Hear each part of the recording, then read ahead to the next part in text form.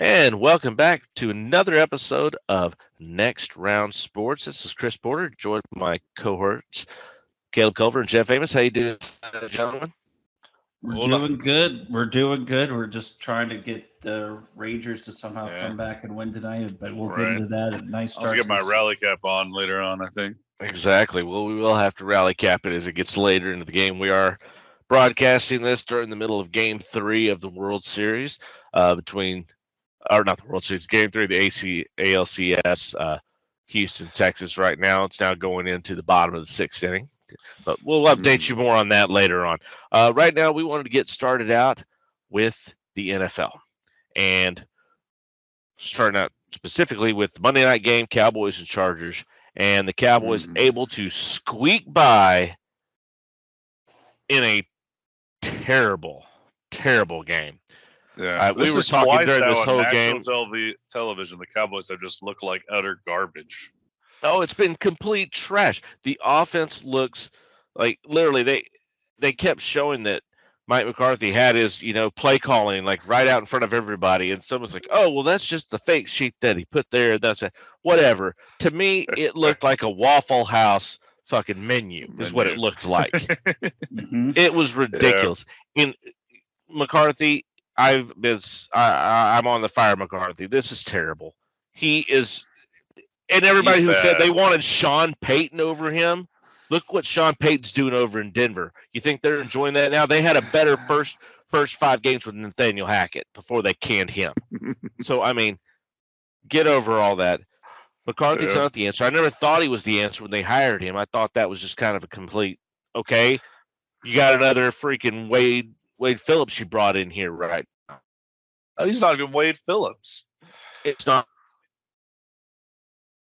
I'm just saying that kind of caliber of no. It's Wade Phillips wasn't the correct answer. Shouldn't have been here. Wade Phillips was a great defensive coordinator, but he was never a good head coach. And as He was okay. great Randy Galloway called him Admiral Duh. Yeah.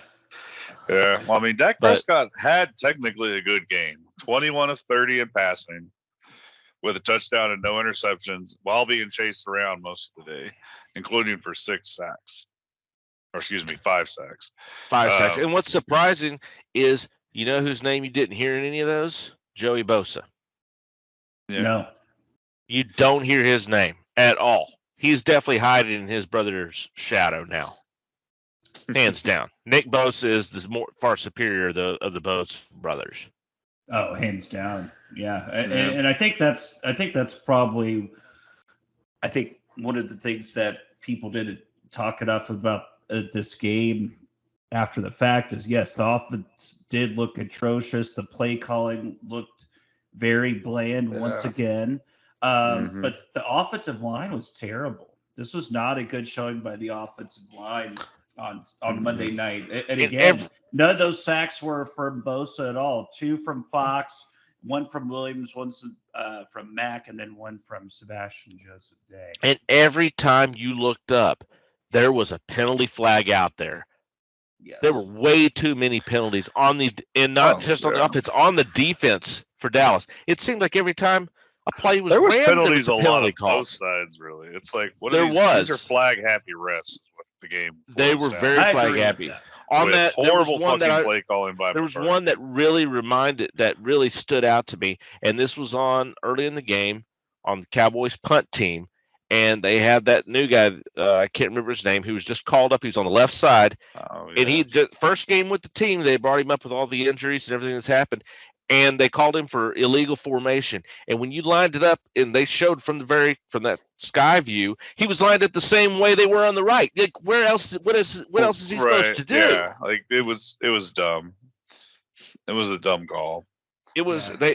they were way too flag happy. The officials were, and yes, I complain about with the Cowboys, but yes, even on the Chargers, there were some of them where I'm like, why'd you throw a flag here? That was not a penalty, even on them. I was okay. I'm happy because you've been flagging us for bad stuff, but Right. at the same time, it was way too flag happy. Those officials should have been let them play the game. Let the players play the You've game. got to at some Yeah. point. but 20 combined They penalties. contributed to the ugliness of this Yes, game it was overall. just. And this should have been one of the better Monday night matchups that they're going to have this year. Yeah, because you don't. very true. Unlike with a Sunday night game where you can flex that game out if you've got a better matchup out there. Monday you can't flex those games. You're stuck. The Monday night crew's stuck with what they have, which what really kind of irked me a little bit is finding out, the Manning cast is only doing certain weeks.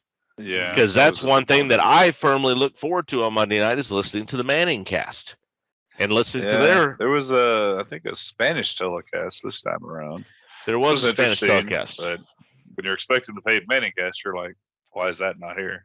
That's the first thing I went to. I went to ESPN2 to get the Manning cast, and everyone's speaking Spanish to me, and I'm like, Peyton doesn't know Spanish. I know Eli doesn't.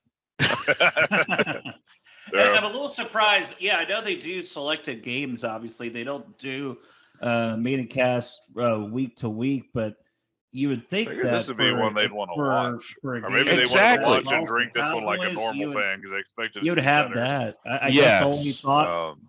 The thought process would be is, Cowboys fans would want to hear what Aikman has to say as opposed to possibly. And Aikman sounded pissed the whole game. He was. I was about to say there were times he was mad at the refs. He was mad at the line. He just sounded exasperated with McCarthy's play calling.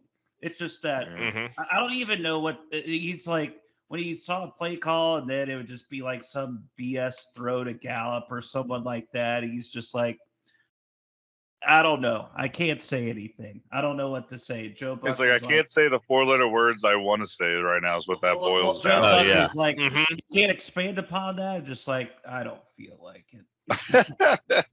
It was just awful play calling. It was the same stuff we've seen the whole time, and their defense bailed them out. Their run defense was great. Austin Eckler did nothing, and I was about to bring that up. I was like, they held Austin Eckler either. So basically nothing. They held the entire Chargers team to 53 yards rushing. Right. So the run defense was there. Yeah, and that's something. And of course, Austin Eckler did just come back from injury, so I'll give him that he probably maybe isn't fully at 100% that he normally is, but still at the same time, you held down one of the top rushers in the league, and that says something. The run defense, they really need to, tip their hat to themselves for that one because that's something huge. That's something to build upon. But the thing is, well, speaking of the defense, this offense has to do something because the defense cannot keep. You can't sit here and hope for a defensive play to bail you out of every game to win you a game. Yes, it's nice that the defense can help you, but if the defense isn't scoring 2 touchdowns for you and getting 3 picks or, 8 sacks, the offense needs to be able to carry their own weight. And the defense has been carrying this team this entire season up to this point. Of course they have. Like, we know that. Like, we know what Pollard is now. He's not the star running back. We know Dak's the possession QB. He needs the lead. But does this say something about Kellen Moore's offense? It sucks. Because before Kellen Moore left, I know we had the interception problem last year, Dak did, but even the year before that, these the highest scoring in yards offense, in the league. I think that goes back to the picture you shared with us before, which I'll let you share the stat on that one, is the fact they can actually score in the red zone, unlike this year. But I don't think so because Kellen Moore tried to turn Dak into something he wasn't, and that's why you had the interceptions. And those turnovers put just as much pressure on a defense as an offense that doesn't score, if not. And here's those stats you just spoke about. This was a picture I took during that game. The Cowboys' offense by play caller. So under Kellen Moore, and it said 65 games under Moore. Under Kellen Moore, points per game 27.7. Under Mike McCarthy, 26.8. Rushing percentage 40% under Kellen, 44 under Mike McCarthy. Time of possession margin minus a minute and 11 seconds under Kellen Moore, plus 4 minutes and 33 seconds under Mike McCarthy. And red zone touchdowns 61% under Kellen Moore, 37% under Mike McCarthy. So you were scoring more points. Yeah, you have better time possession, but he's also Mike McCarthy rushing the ball more. Where you were doing more of a spread it out. The passes that Dak Prescott makes into this offense too are dink and dunk. They're not really stretching the field too often. It is all so it's a very short offensive game that you want to have the defense take and control the game on offense, and then score a few points with your offense and just control the game. You know, I understand that's what you're doing, but then why did you go out and sign Brandon Cooks? Why did you bring Brandon Cooks in if you're going to dink and dunk it? Why are you going to do that? You're going to get sense. None. Yeah. That I was about to say, that's the thing that makes no sense to me. You brought in Brandon Cooks to extend the field, and he's not being utilized really at all until finally they got that touchdown ball to him. And then as far as Gallup, why do they keep going to Michael Gallup? He is half the player he once was after the injury. Is it just because they signed him to a 5-year contract? Is that the only reason we're doing this? I think he's just lucky in the routes, and everybody's doubling CD Lamb. No, this is clearly evident that they need to somehow get Brandon Cooks the ball more, because like Chrissy said, why do we pick up Brandon Cooks if we're not going to use him? Just to me, Michael Gallup is playing scared. Not scared of like the other team, like he's scared he's going to get injured again. That's what it seems like when I see him on the field. He doesn't seem like he has the same burst like he did before pre-injury. He doesn't. Because pre-injury, he doesn't need to be out there. Jalen Tolbert needs to be out there instead. Well, what has Tolbert proven that he should be out there? Tolbert hasn't proven a reason why he should be out there either. Nothing, but at least that means you could get all the more that got in the off season. Why'd you get Brandon Cooks? If you're not going to use him, why does someone like Brandon Cooks only have 8.4 yards per reception? Because they're not throwing the ball deep. They're not throwing the ball deep. That's what you're supposed to do when you have Brandon Cooks on your team. He should be the one that could take the top off, but they just don't use him that way. And like you said, there's no reason to bring him in and pay him the money. They don't. Now, is it Brandon Cooks not getting open down there? Is it the offensive line not being able to hold off the pass rush long enough to give Dak the time he needs to get him open? Is it Dak just not seeing him and just immediately going down to the dink and dunk? I mean, there's a lot of different ways this could happen right here, but right now, to me, this offense is stagnant. It's not working. And to me, Mike McCarthy is coaching himself to an early grave. I totally agree. And also, too, and I don't think it is. He's looking at being fired even if he makes the playoffs at this rate. Yeah. And I don't think it has anything to do with the offensive line or with Brandon Cooks, because to me, Michael Gallup, why does someone like him have 10 targets and Brandon Cooks only has 4?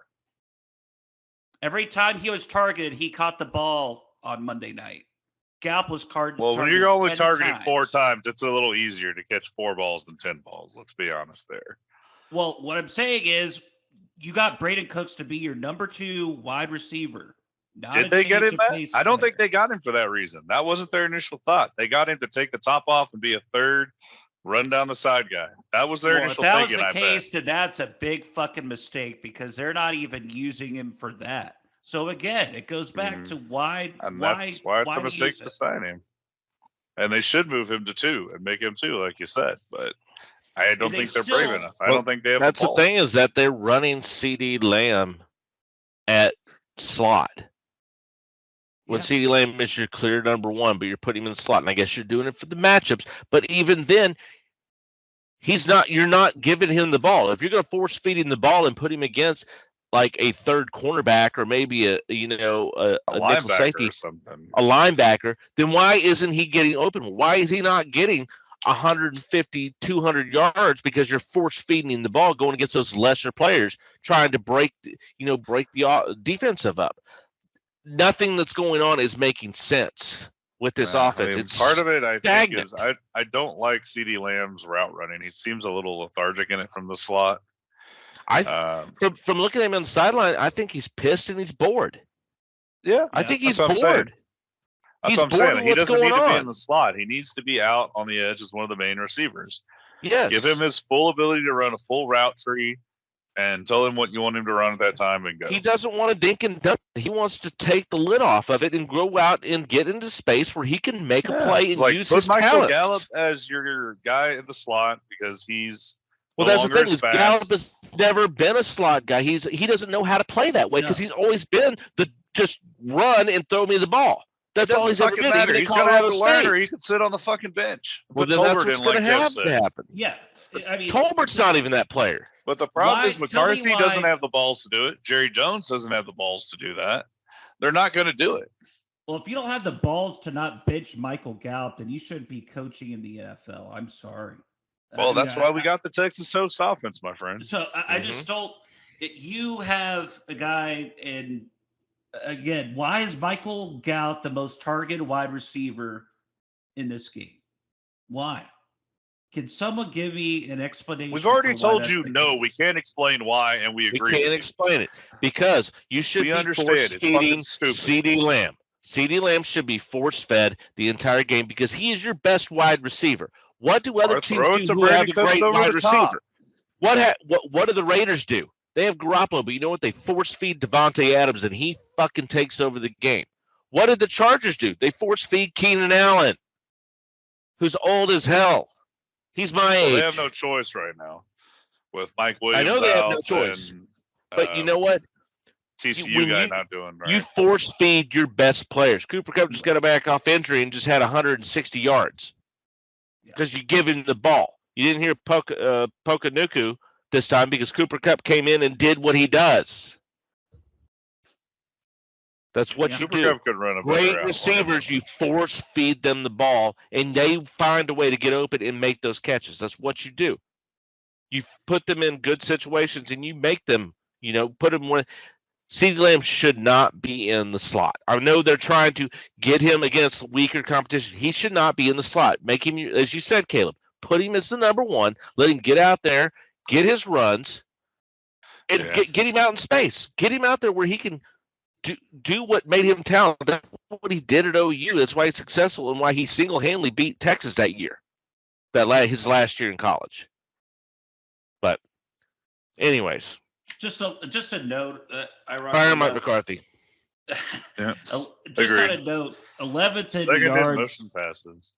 11th in yards for CeeDee Lamb this year, tied for 28th in targets. And that's someone who you're talking about paying $30 million a year for. That's your number one receiver. He should not be 28th in targets. Yeah. Well, I'm not talking about Gallup. I'm talking about Lamb now. Well, even Lamb, we're agreeing with you there. That's what I'm saying. How many times do we have to agree with you? Those are rookie numbers. You need to Gallup pump those numbers up. You need to pump those numbers up. You need to force feed Cooks and leave off Gallup. Yeah. Yes. 100%. Gallup should be getting a look as a third option if he's wide open, because then you have him against a third cornerback or a nickel safety or a linebacker. That's who he needs to be against. I really thought he was about to give up that interception in the end zone when he kind of fumbled it off and then it threw it right at the Chargers player. And I was like, oh, okay. I thought the same thing.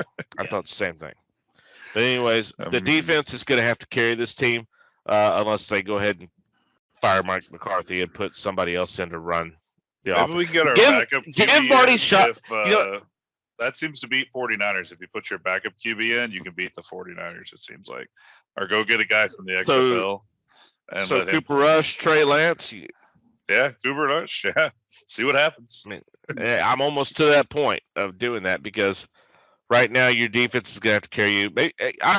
Let Marty Schottenheimer throw a few things. I've never been a big fan of his, but right now I'm ready to try him over Mike McCarthy because of him calling the plays, because I'm just sick of this. I'm done. We know what it is. They're on the bye week this next week, so that's a week I don't have to hate on Dak Prescott or Mike McCarthy. The bye week is probably going to score 30 points on them while they're during that time. So, right. But red zone efficiency drops again. Let's go ahead and sidestep away from the Cowboys. To a better team.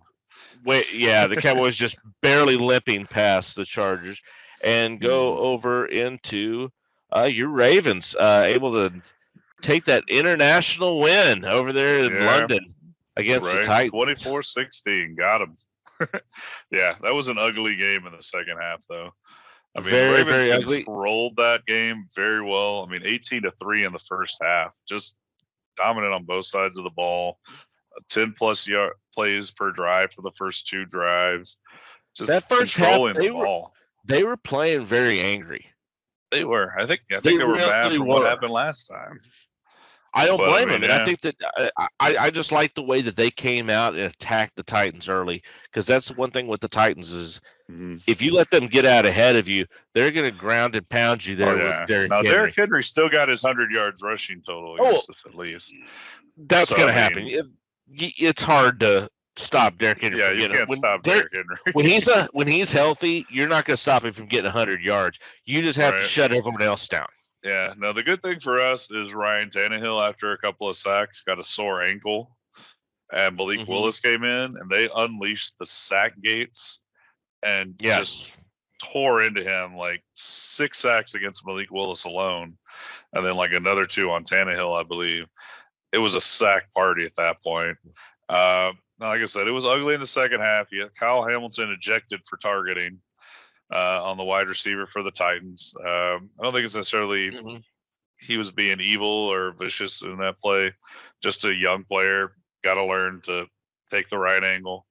It's his first time being charged with targeting or ejection, so hopefully he learns from it, doesn't get that again. I'd say some of the pass interference penalties were a little atrocious too most of this game on both sides again.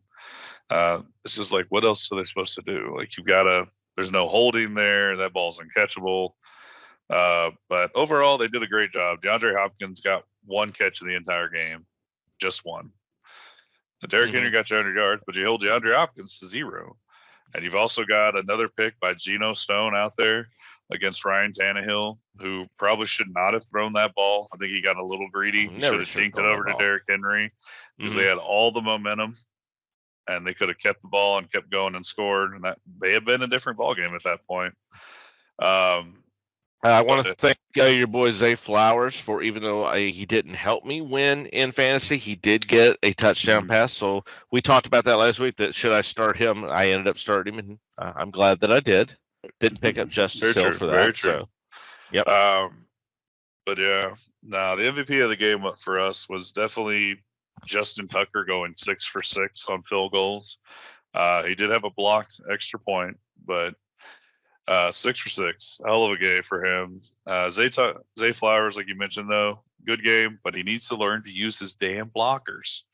Yes. There's one play where he was wide open, but I don't know where you try to like do a screen rub like in basketball, where you try to rub the shoulder of your defender. Yeah, I saw that play. Yeah, exactly. And he got grabbed and like body slammed. And I was like, give the guy some space.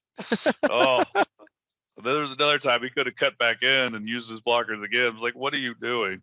It's rookie mistakes. That's what they either learn from it or they don't succeed in the NFL. So, yeah, I mean, you take that, though. You take those little blips in there. Now, there was one play I did find interesting, too, but wound up being a very smart play when I look back on it. Roquan Smith not immediately tackling his guy around the 2-minute warning. He gave up an extra yard and finally tackled him, so the 2-minute warning could be run off against the Titans during their possession. At first, I was like, why the hell are you not tackling this guy? And I'm like, oh, wait, because you're smarter than me. And he did good. Exactly. But also, I got to give some props to Nick Folk, a Titan, man. Old school kicker. He made his 70th straight field goal under 40 yards, tying Justin Tucker's record in this game. So, I mean, that's a lot. 5 years that is streak going. And props to him for that. And I'm glad you brought up Nick Folk, because at the beginning of the season, the Patriots traded him away to the Titans and drafted a rookie kicker. And Nick Folk has not missed a single field goal, and the Patriots kicker, I think, has missed 5. Oh. So maybe a little seller's remorse there for Bill Belichick. Yeah. Doesn't look too Bill well, Belichick's you know. like, maybe I don't know everything I thought I did. Well, that's a possibility. Just that I saw that over on Monday and showed it to my wife of how, you know, because Nick Folk also former with the Cowboys, also with the Jets before he went to the Patriots. True. So yeah, I forgot it was with the Jets. Yeah. something to learn that there. Well, And that was a 4th-round pick for New England too, an early was. 4th-round pick. Early 4th-round pick to waste on a kicker who has not succeeded up to this point, and Nick Folk has yet to miss an extra point or a field goal That's yet this season. He's unless also you've on got my a- fantasy team, so I guarantee you don't pick a kicker until the 6th or 7th round. absolutely, you never reach for a kicker. In fact, in fantasy, I always use my very last pick on a kicker because As you probably should. anyone who picks a kicker before that, I'm sorry, you've wasted your pick. You can get a kicker anyway. I switch kickers. There's throughout bound the to be whole somebody year. out there that you can take a chance on before that. Absolutely, Like all the kickers absolutely. score about average in fantasy, so Yeah, you can figure that good out. strategy. All right, so now we'll pivot over from. Well, hold on. Before we go, Oh. I did want to give a brief mention Oh. to the fact that since my team is the only team that actually has a game next week, we go against the Lions. So I think that'll be a pretty good matchup. I'm hoping looking we actually forward. get to see it on Fox in our area. But I'm really looking forward to that matchup. I think that will be a very good game. I know I'm getting that game up here. So let me it's check my the sports that's box. going to be my 1:00 game because if I remember the Steelers play at 4:00 against the Rams. So I've already been seeing that I do get the Lions Ravens game. So I'm really looking forward to watching that matchup. Never thought I'd get to say that I'd be looking forward to a Lions Ravens matchup, but Dan Campbell has the Lions playing lights out. They're 5-1. Probable to win that NFC North this year. Who else is going to win the NFC North? Hey, Who knows? I'm going to be surprised if Kirk Cousins is still with the Vikings before the end of the season. True. Because he's saying he's not. He's saying he's not. game here. He's not waiving his no trade clause. But I'm making my call right now. Yeah. Kirk Cousins will be a New York Jet before the end of the season. That's the fancy pick right now. That's my call. He will be a New York Jet by the trade deadline. I mean, they might as well trade If him now not if they want to before. get rid of him because Justin Jefferson being on the IR. Mm-hmm. I agree. I mean, they're not going anywhere. No. They're just not. That defense is shambles, and you've just lost Now, your would best offensive player. Would that screw my fantasy pick of Jordan Addison? Yes, it would. But you know what? That's my call. I think that Minnesota. Well, as long and as you New don't York get Jets are Zach gonna Wilson pull- in return for the trade, you might have a shot with whatever backup comes in. Sure, but I think Zach Wilson. I think Zach Wilson could be a part of the trade. Oh, he could. But be. how juicy would it be if Dalvin Cook was part of the trade? Oh, jeez. No way. Because he hasn't done anything. No. Good point. Brees Hall is the clear number one running back on that team. Dalvin Cook, I thought when they got him, I think he's still. Hey, kick the tires on him. You know, it's worth it. I think they kicked the tires on him, and I can tell you right now, I have not been impressed with what Dalvin Cook's done so there doesn't far. seem to be much left on that trade, if anything at all. Like I said, No. Brees Hall's looking like a world beater. Dalvin Cook's looking like Pollard. He is. Dalvin Cook looks to me at most a touchdown vulture down in the red zone. That's about it. True. That's about all He's a bigger I body see than him Brees doing. Hall. He is a lot bigger body. He can take more of a pounding, but he doesn't have the breakaway speed anymore that he used to have. If he does, he hasn't shown it yet. So Brees Hall is your clear number one. He still has that breakaway speed. He looks good coming off that injury. He looks And you really still have good. Michael Carter too. Who is completely underused. Michael Carter could be part of that trade. They're not using him, and I still think he could be very successful, especially over in Minnesota, where you have Madison, who, to me, is not a number one running back. He's not. And if you could have a two-headed monster with him and maybe Michael Carter, you might have a little something. You would to go improve your with running there. game at least. You would Take absolutely some improve pressure your off running that game. defense. It would. So that's all hypothetical and everything. But Very true. Very true. Yeah. anyways, let's go ahead and talk about Jeff, your Bengals, who were able The to get other- a good, solid team. win there against the Seattle Seahawks. Yeah, what happened, Jeff? Did you not sacrifice the goat properly to get the loss for our teams this time when yours won? Because you've had that curse for us on like 2 wins in a row for your team.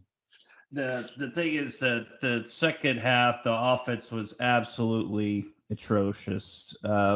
We scored 3 points in the second half. That was in the fourth quarter. That was due to the fact that Geno Smith threw an interception, and once we got the ball, defense showing up again. Well, once we got the ball, we great moved game. the ball 0 yards. And again, this is really very similar situation to what the Cowboys are going through right now. There's no imagination in the Bengals offense at this point. The only thing that's good, unlike Dallas, is at least they're force-feeding the ball to Jamar Chase, who is clear, hands down, your best wide receiver. That's why he got 13 targets. 7-11. He's always open. You kind of have He's to when always T. open. Higgins is down with an injury too, and your other Well, option's Floyd. Regardless of injury or not with T. Higgins, I don't know if it's all health, to be honest with you. I think there could be some issues to where his contract situation is in the front of his mind, whether or not he's going to be on the team next year. Also, Joe Mixon, his production is dropping off a little bit. Again, I don't think it's necessarily all on Joe Mixon. I think he's a year older, has a little bit less tread on the tires. Yeah, and I think schematically there's some issues perhaps that allowed Joe Mixon to not be as productive. I think an underrated thing about this team too. He also only had 12 carries. That's not a lot of rushing times to try to carry the ball. Yeah, but I mean, if you're only getting 3 yards every time, then and there's but if you get a typical 20 carry game, 20 times 3 is going to get you more than 38. Well, okay, but I mean, Mixon's longest run was 5 yards. So, but how much of it? I'm not saying he had a good game by any means. Yeah. But are you blaming that all on Mixon's decline, or just because your offensive line can't block blades of grass? The line and Seattle's defense controls the run. They do the run very well. And Seattle overall actually is a good defense. That was one point I wanted to bring up. Is they're no longer the Legion of Boom that they were back with Russell Wilson when they were winning the championship, when they won the Super Bowl and then lost to New England. But they still have a solid defense there. It's not the best defense in the league. You don't have a lot of big stars like T.J. Watt, Nick Bosa, Micah Parsons, but you still have a good solid core there, and they do control that game. I mean, when they lose the game, it's because Geno throws the ball away, which is what happened here against the Bengals. Exactly. Right. But also, too, again, just a stat on Joe Mixon for you, to where I think there is at least some sort of decline. This after this week was over, there's been 180 rushes that have gone for more than 15 yards throughout the league. The Bengals have one of them. They only have one, and that's one Joe Mixon rush for 22. Well, I can tell you, Josh Jacobs has 0. Well, Ballard might have 1. Okay, but that's a problem. I'm talking about reasons for why my team and why Joe Mixon isn't playing well. Another issue too is we're clearly missing Hayden Hurst. At this point of the season, he was a phenomenal blocker too. This point, he's a great blocker. He's very underrated on that. Everybody think of him, Atlanta, that receiving everything, but they didn't pay attention to that. He's a very, very good blocker. Also, another thing is that him in the first round, he had 180 yards by himself receiving throughout this point in the season. The tight end core of the Bengals combined has only 16 receptions for 107. I was honestly very surprised y'all let him go. Very surprised y'all let him walk. And I thought they could address the tight end in the draft. They didn't. They certainly underestimated. Would be a great year to have done it. Well, they certainly underestimated the need for a tight end. Clearly, Irv Smith is not a starting tight end material, and now you're just really going to have to rely on practice squad level people to help out the tight end position. I still think there could be some times where the Bengals could go under center a little bit and then maybe get T. Higgins out of his slump to get him open, perhaps when they could. Do you think they might use a little kind of fullback or 2 halfback situations with one as a block? Well, to maybe wake Dixon up out of his little fun. Well, another guy you're missing right now too is Samaje Perine. What if you had I mean, he was a perfect change of pace back guy. And we're talking about deadline deals. What about if the Bengals traded Denver back to get, or traded a pick to Denver or something to get Samaje Perine back? I think that. And I remember at the beginning of the season, that was a guy that I brought up. Are you going to miss Samaje Perine leaving? I brought that up right at the beginning of the season. Is that a guy that you think you're going to miss? And at first you didn't feel like you did, but now it's showing that he's a guy that was your change of pace guy who fit in well in the system, especially in the passing game, to give that little safety blanket there for Joe Burrow. Got Zach Taylor calling plays, and it ain't creative. It's basically Mike McCarthy just in a different Just reminded, I called this out weeks ago at the beginning of the season when I saw that he had gone over to Denver. Sure you did. I did. Go back to the tape. Go back to the instant replay. Like that commercial. Over this one. Call the commercial. Red flag. Yeah. I didn't like him going, but I did not think it would have this severe of an impact. But I think, to me, the lack of having Samaje Perine, Hayden Hurst, that they've really missed those guys. You're wrong. Especially early in the season with Joe Burrow's injury, having a safety valve like Hayden Hurst would have been freaking phenomenal for him to have. I think one positive that we saw was Tyler Boyd getting more involved. Again, even though it was only for 38 yards, he still had 7 grabs. I thought he had a real solid game getting back involved in the offense. So we need to. I know it's easier said than done, and I know this sounds awfully cliche, but we need to somehow get more guys involved other than Ja'Marr Chase, because he is so good that he can get open by himself, but you have to explore some sort of creativity. You need a Robin to his Batman is what you need. And T. Higgins was that, and he hasn't been that way this year. And you can't do it when you're on the IR. I mean, you can't make plays when you're not on the field. Well, so I agree. The thing is, T. Higgins is on the field. I mean, he's not 100%, but let's be clear, he hasn't had a good season, injury or not. I mean, again, it's not like he's playing with like a torn ACL or something. I mean, he has a fractured rib. Yeah, that sucks, but he's still playing, and he had a great game. He is still playing, but a fractured rib can affect you. Just as we talked earlier about a bruised rib with Micah Parsons when he got freaking, clubbed, illegally used with Leighton Vander Esch. When Trent Williams used Leighton Vander Esch as a battering ram into his side, even if he had a bruised rib, that affects him, moving around and everything, doing what he needs to do. If you have a cracked rib, it's rough.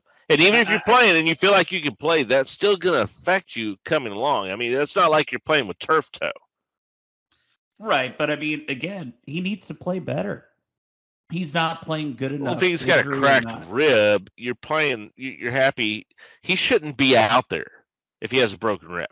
I'm sorry. He should be healing that up to get back out there so he's out there at full strength, because you're not going to be able to play well if you have a cracked rib. I'm sorry, you're not. I haven't had a cracked rib, but I can tell you right now, I know I wouldn't be 100% if I had a cracked rib. There's no way. Well, the thing is, he shouldn't be as bad as he is, and he needs to figure out a way to get more open, or again, the offense needs to come up with ways to get him more open, because the offense, as it currently stands right now, will not make the playoffs. It's going to be hard. We have a bye week as well to get this sorted out, because it's going to be hard in that division. 7 drives of nothing in the second half, absolutely nothing. And they've got to get something going on, because going on as we wrap up here in the NFL, I feel like we need to talk about the 2 undefeateds get knocked out. And the first one I want to talk about, the 49ers losing to both of your division rivals, the Cleveland Browns. Yeah. Which, before we go into that game, I have to say, what the hell were the Cleveland Browns marketing team thinking about when they put these white helmets out there? These are atrocious. They're so terrible. They've had them for two games this season. I'm like, What is going on? You're the Browns. You're not the Whites. I Stop think it. it's the marketing team. I think that's more someone trying to make it a uniform to sell to get more merchandise and freaking clubhouse. It is, but it is absolutely terrible having that white helmet. Horrible. It's like me and Jeff awful. were joking about whenever we were watching that game. Kind of, we got the tail end of it after we were watching the Seattles and Seahawks play each other, and we were like, I feel dirty rooting for the Browns, but I hate the fucking 49ers. So we were hoping that they would at least lose. Especially 49ers the PJ Walker starting. PJ Walker, XFL, great. Coming in. Better than Dak. There we go. Oh my gosh, yeah, but he threw some ugly balls too. No, he did. And just smiled about it. It didn't. He's like, I'm happy to be here. It didn't help the 49ers with Deebo Samuel getting hurt after he started a little ruckus at the pregame. McCaffrey went out too. And McCaffrey getting hurt as well. So it also Brock Purdy actually looked human too. Yeah, Brock Purdy actually finally had a bad game, but he did lead them down to the game-winning field goal. Missed by the kicker. It was. First they could have won that game by Purdy as a starter, and they could have won that game, should have won that game, but they didn't, which brings around to the other undefeated that didn't win the game, and they shouldn't have won that game because Jalen Hurts looked terrible as the Jets were able to knock off the Eagles. 3 interceptions, I believe he threw. 3 interceptions in that game with Sauce Gardner not playing. That's unbelievable. Yeah. Now, there were a lot of injuries on both sides, but A.J. Brown looked terrible. The whole Philadelphia team. Jalen Hurts looked like he was seeing ghosts, and Zach got played by Zach Wilson. Yeah, that's a bad day when you get outplayed by Zach Wilson. It was, and Zach Wilson wasn't great by any means because they were field goal, and the only touchdown they had was after a turnover there at the end of the game where they were able to get it to Breece Hall and have him run it in. He did, and Breece Hall ran it in, so Zach Wilson didn't even get the touchdown, but he didn't turn the ball over. He did what the Jets needed him to do. Exactly. And not turn the ball over. But Jalen Hurts, if he can actually not turn the ball over, he can be their possession. 3 interceptions for Jalen Hurts and a fumble. 4 turnovers for the game. And where's his decision making gone? Like, he has not been the same decision maker that he was last year. I said this the last couple of weeks that the Eagles do not look as scary as they did last year. Well, their defense is definitely down. Like, their safeties their defense horrible. They lost some guys in defense. They had the injuries in the secondary, but their offense is what I'm talking about. The offense does not scare me the way that it did last year. To be worse than what it was, based on, like you said, the players lost. But this offensive quagmire they're in is just, it's more confusing than the Texas Toast offense tomorrow. How are they this bad? Devonta Smith dropping wide open passes. And he's done that all year. He's done that all year. And he didn't do that last season. He didn't? All of a sudden, this guy, I don't know if the Eagles got in their head and they just came back and said, we'll be as good as we were last year. Maybe they did. I don't know. But, by the way, sorry to stop. 2-run home run, Josh Young. I was just watching that. His second 2-run home run tonight. So we'll take that. The Raiders did give up 2 runs earlier, so they're now down 7-4. But still trying to make it bottom 7th. Keep it close. But that's the thing is, I don't know if they drank their own Kool-Aid. Now they're doing that. But, I mean, Devonta Smith, you brought him in here as a number 1 draft pick to be your number 1. But then you trade for A.J. Brown, who is the clear number 1, so able to teach Devonta Smith. And don't forget about Dallas Goedert over there. Dallas Goedert's still good. A very, very good tight end. Probably one of the best tight ends in the division. I mean, you've got they've playing Jason Ferguson now for sure. They have Darren Waller, who the Giants brought in, but Daniel Jones is terrible, so it doesn't matter. But as it comes down to it, Devonta Smith has looked like he's regressed this season from what he was last season. Because even though A.J. Brown was clear number 1, Smith still looked good and serviceable all year. he's They dropping both wide had open 1,000 passes. yards last year. They did. And this year, Brown was frustrated by the end of this game. You could see how frustrated he was, especially after that last interception. Smith's dropping open passes. The offense is looking out of whack, and really the defense won them, and they were And where's playing the run game? lower Where's the run quality game? teams. Gainwell ain't done nothing. Well, Swift, they've been showing Swift that he's had better. Yeah.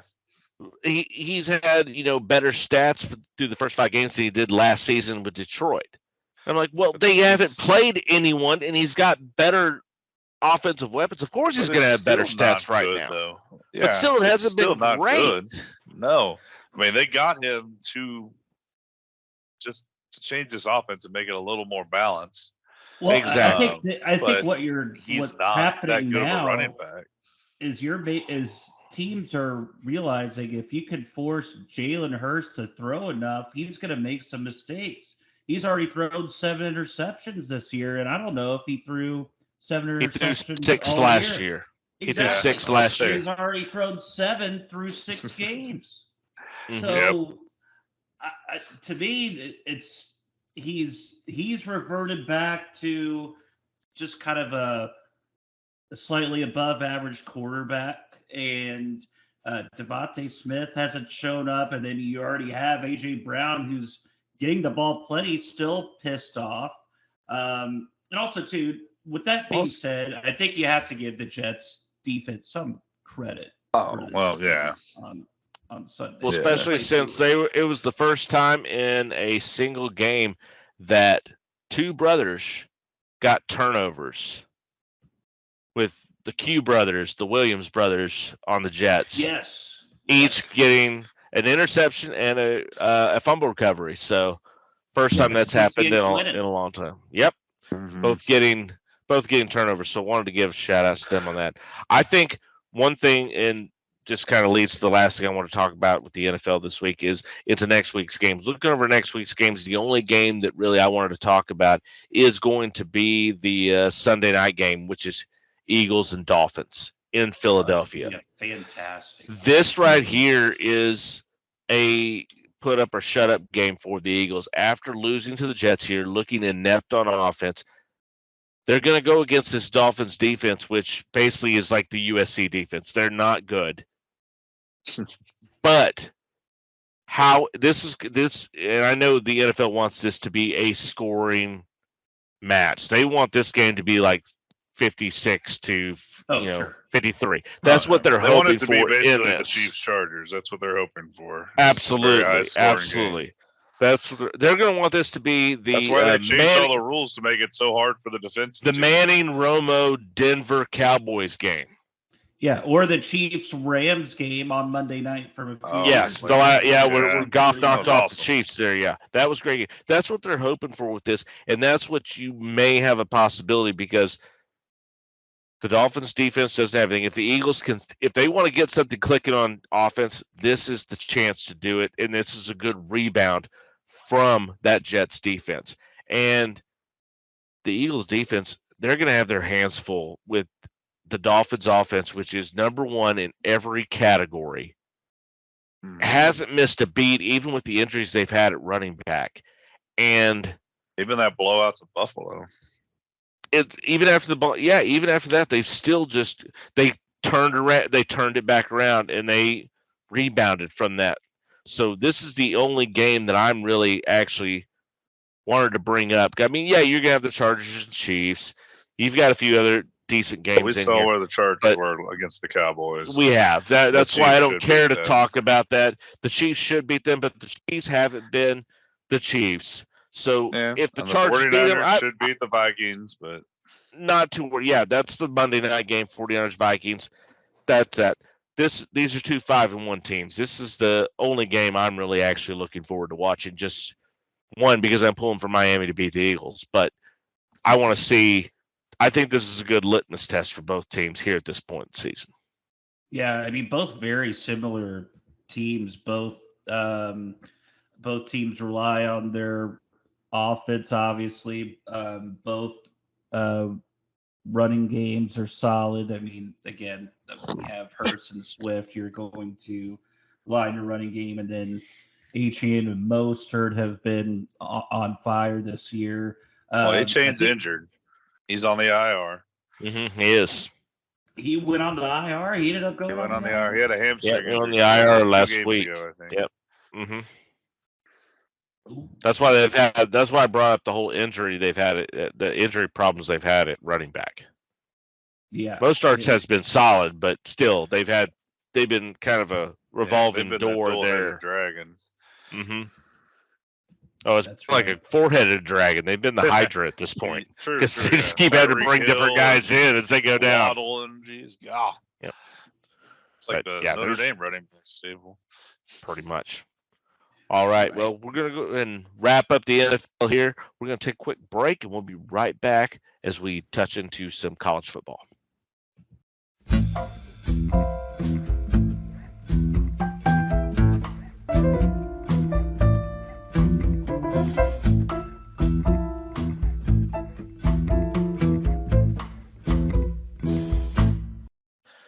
And welcome back from the break. Had to get a little refill as we all did, next round, of course. That time. It is that time. And it is the time that we go into college football, which is in full swing. Huge upsets that happened this week. We're just going to touch on some of the heavy games before we go into next week, this coming week's game. And the number one game we have talked about is probably, as of right now, the game of the year up to this point. I mean, there's going to be some other really, really good games, and one of those we're going to talk about coming up this week. But a great game between Oregon and Washington. Washington able to take the 36-33 win, and I'm going to just let you two, because I know both of you are very passionate about how I have this game and the Heisman implications from this game. So I'm just going to go ahead and let you two just go ahead and go for it. Yeah. So I'm going to go and jump off here a little bit. Jeff can get more stat heavy on me later on. Okay. I'm going to talk a little feel. To me, this game proved that Oregon is the better offensive team of the two, but the better team defensively is Washington. They showed out because Oregon got down there many times. They were playing aggressive, so they went for it. And instead of coming up with points, they fell short because of the defense of Washington. Now, you can talk about the two Heisman Trophy winners, and we're going to get into that, I'm sure, because it's now a two-man race, as we'll mention shortly, in more detail, between Bo Nix and Michael Penix Jr., who's coming off 2 ACL injuries to have this phenomenal year now. But the stars of this game to me are the Washington wide receivers. Those guys, route running ability, catching ability, phenomenal game by them. They were the standout of this game and really the difference maker. Now, one thing that I do question, I don't mind Oregon being aggressive. I mean, we knew this was going to be a high-scoring game. You need points. One of them where you turn over the ball on like the 50-yard line and give us touchdown immediately to Washington. Yeah, you'd probably like to have that one back, but it is what it is. But if you're aggressive and doing all this, why are you playing to tie the game at the end and not win it? You play for the field goal at the end? That's when you decide to get a little passive? I don't understand that play calling as far as the end of the game goes. But, I mean, yeah, just an instant classic by these guys together. 4 touchdowns, 300 yards with an interception. And apparently Michael Penix Jr. audibly to the touchdown catch at the end of that game. So just great overall game. Phenomenal. But like I said, the main guys, Washington's wide receivers, they were the stars of the game, in my opinion. Yeah. I mean, to me, Rome Odunze looked like a surefire first-round pick after this game is over. I mean, he had a phenomenal game for Washington. I thought he was incredible. I thought that he was ultimately the difference maker of the game. You know, you have Dan Lanning after the game saying that it was his responsibility that they lost the game, and then one could attribute that to, was it the was because of his aggressive play calling. I think it's safe to say that it's that. But with that being said, though, just going through those scenarios, it's really. Like I said, like that's why I'm not opposed to it. Like the time and place and stuff. So, like to the most me, part should have worked out. It just didn't work out all the time. Yeah, to me, when you're, for example, at the end of the first half, right, you're down 22-18, you're 4th and goal on the 3. You have your Heisman Trophy winner with 6 seconds to go. You don't kick a field goal, there you go for it. Now they missed it, and it didn't work out. But I think it's really hard to blame Dan Lanning on that. So I guess you could say that cost him, in theory, 3 points. And then he cost him probably 6, give or take. Well, I'm going through it. Okay, sorry. Go ahead. So, and then 4th and 3 on the 8 I'll wait. when they're down 29-18 at this point. This is 3 minutes and 30 seconds in the third quarter. In my opinion, you don't kick the field goal at that point when you're down 11 points on the road against a team like Washington, like you said, with the caliber of defense that they have.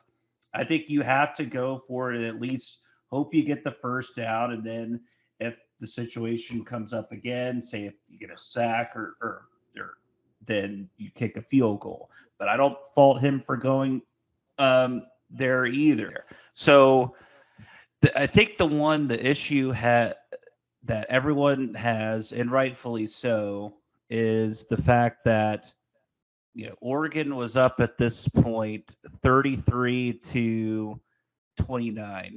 They have the ball 4th and 3 on Washington's 47 with 2 minutes, 11 seconds to go.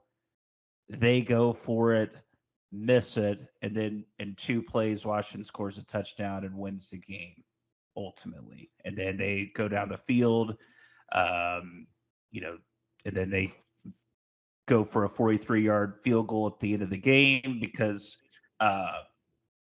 and they miss it. So I just really... Why don't they go for the win? I mean, you've been aggressive the entire game, and you have the offense to do it. Now, you got a good defense, like I mentioned. Well, it's 1st and 10 on the 25 with 9 seconds to go. It's not like they didn't try. They did. They passed the plays it before twice. that there was like 2 run plays in that freaking series before 1st and 10 on the 25, passed it.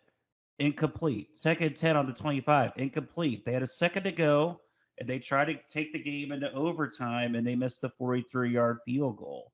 I think that it just, on that drive for them, it just didn't work out. I think I see what Caleb's saying. You have a Heisman candidate at quarterback right there. Why don't you put it in his hands and give him the opportunity to win the game?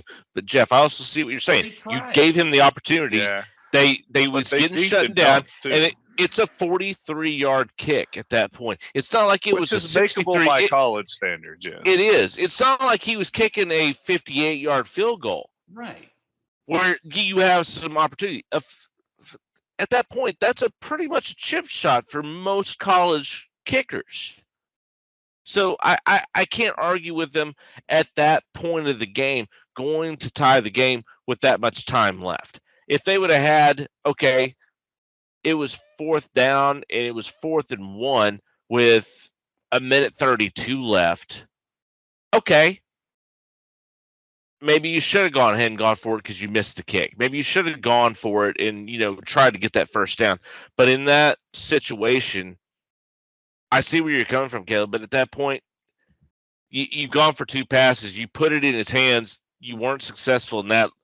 You don't have a lot of time left. Let's at least tie it. Yeah, let's at least tie it. Well, yeah, I mean, when you got 9 seconds, you had to, but I think you just got to put yourself in that position.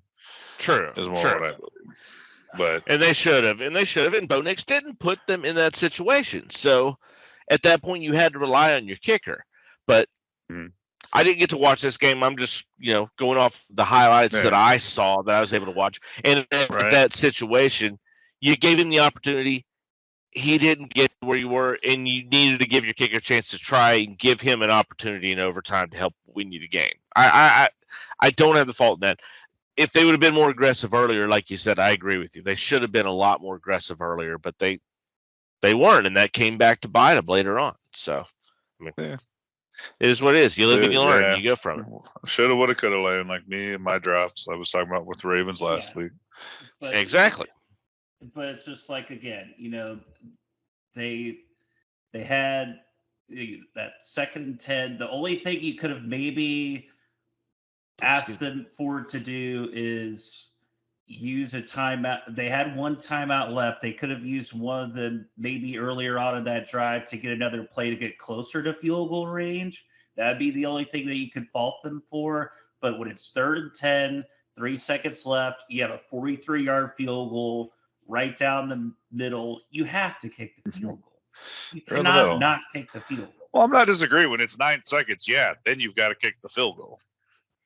I'm not arguing that. Yeah, well, I mean, it was 3 seconds. They even tried 2 plays they tried to play with 9 seconds left. They tried to play with 6 seconds left. Whatever. The point is, I'm agreeing with you at the end. When you get the clock there, you've got to kick the field goal. Right. Now, the question I have, does this loss affect Bo Nix's Heisman opportunity? Yes, no. It's over now. No, it's not over. It's a 2-man race. It's Bo Nix and Michael Penix's to lose or win. They've still got shots. So you've completely shut out Caleb Williams at this point. Yeah. And we're going to get into his. Yeah, after that last game, he's gone, and Cameron Ward has played last. Horrible these last few games as well, who was the other possible option to be in that race after their wins against Wisconsin and Oregon State. But that Arizona loss this week was just horrible, 44-6. I mean, Arizona could arguably be in the top 25, but this is now a 2-man race with Bo Nix and Michael Penix Jr. It is. So Caleb Williams loses, and he's done.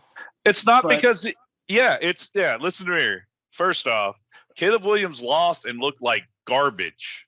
Bo Nix lost but looked good. And Caleb Williams almost lost to Arizona last week. Yes. True. And almost lost to Colorado. Let's not forget them. Well, that wasn't because of him. It wasn't. But I'm just saying, you want to throw out losses. It was Arizona. Hey, in Caleb Williams' defense, he does have blades of grass for defense. Yes. He does. No, that is true. The defense for USC is absolutely atrocious. It's the worst defense in football. Well, not only have we found out that he has the worst defense in college football, he also has arguably one of the worst lines. I'm not even sure the Bengals' offensive line is better than what USC's throwing out there right now. It's a horrible offensive line. Notre Dame's defense put on a clinic against Caleb Williams. Yeah, and he looked like he didn't know what was going on. He was throwing passes that he shouldn't have and being chased all over the field. Oh, it was ugly by him. I mean, 3 picks that, golly, he's like, what are you doing? You're Caleb freaking Williams. From the way the game started, I started watching before, and I go, wow. From the first 3 series, I go, Notre Dame probably has a chance after that loss to Louisville. I didn't think they had much of a chance. I go, maybe it would be a shootout, but I go, Caleb Williams has been looking good. He looked rough against Arizona, but they put out the perfect game plan of how to shut him down, and they executed it. And this is what Notre Dame hangs their head on. They're a good defense with a possession offense. That's what they are. Great defensive team. Very, very true. So, I mean, they could beat you. I mean, Ohio State was a slugfest with them. And they almost beat Ohio State earlier this year. They did. It was a good game. I think part of what the Louisville game is they played against Sam. Oh, dang it! Sorry, I'm forgetting Sam Notre Dame's QB. Sam Hartman before, and they have his number. They did.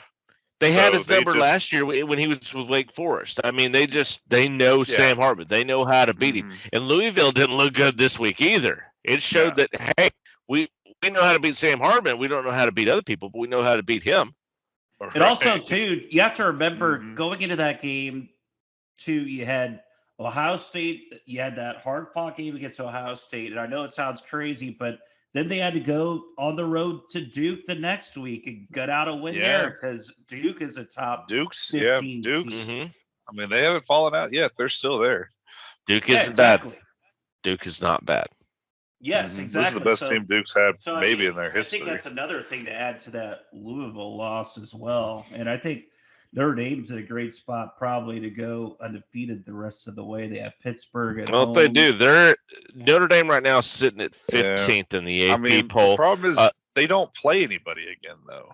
Like, okay, No. here's I mean, I'm Stanford, not saying- here's Wake Forest. Part of being here's- independent. Yeah. I mean, like you said, But, I mean, they're not gonna make it- they're not gonna make it into ACC all year. Or the opponents they With play 2 in the losses, ACC. they're not going to make it. They will not make it to the college Oh football no, I'm playoff not. with 2 No. Yeah, losses. I'm not It won't implying- happen. I'm not implying No. that.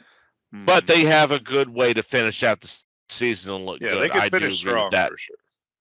And Yeah. going along with the lineups, with Washington beating Oregon, they were able to move up to the 5th spot, jumping OU, who had the bye week. Texas getting the benefit of the bye week, able to move up because of the Yeah, loss. honestly, to I Oregon, thought this go was up the to worst 8th. week for them to go on bye because a win would, I think, may have helped them. but Agreed.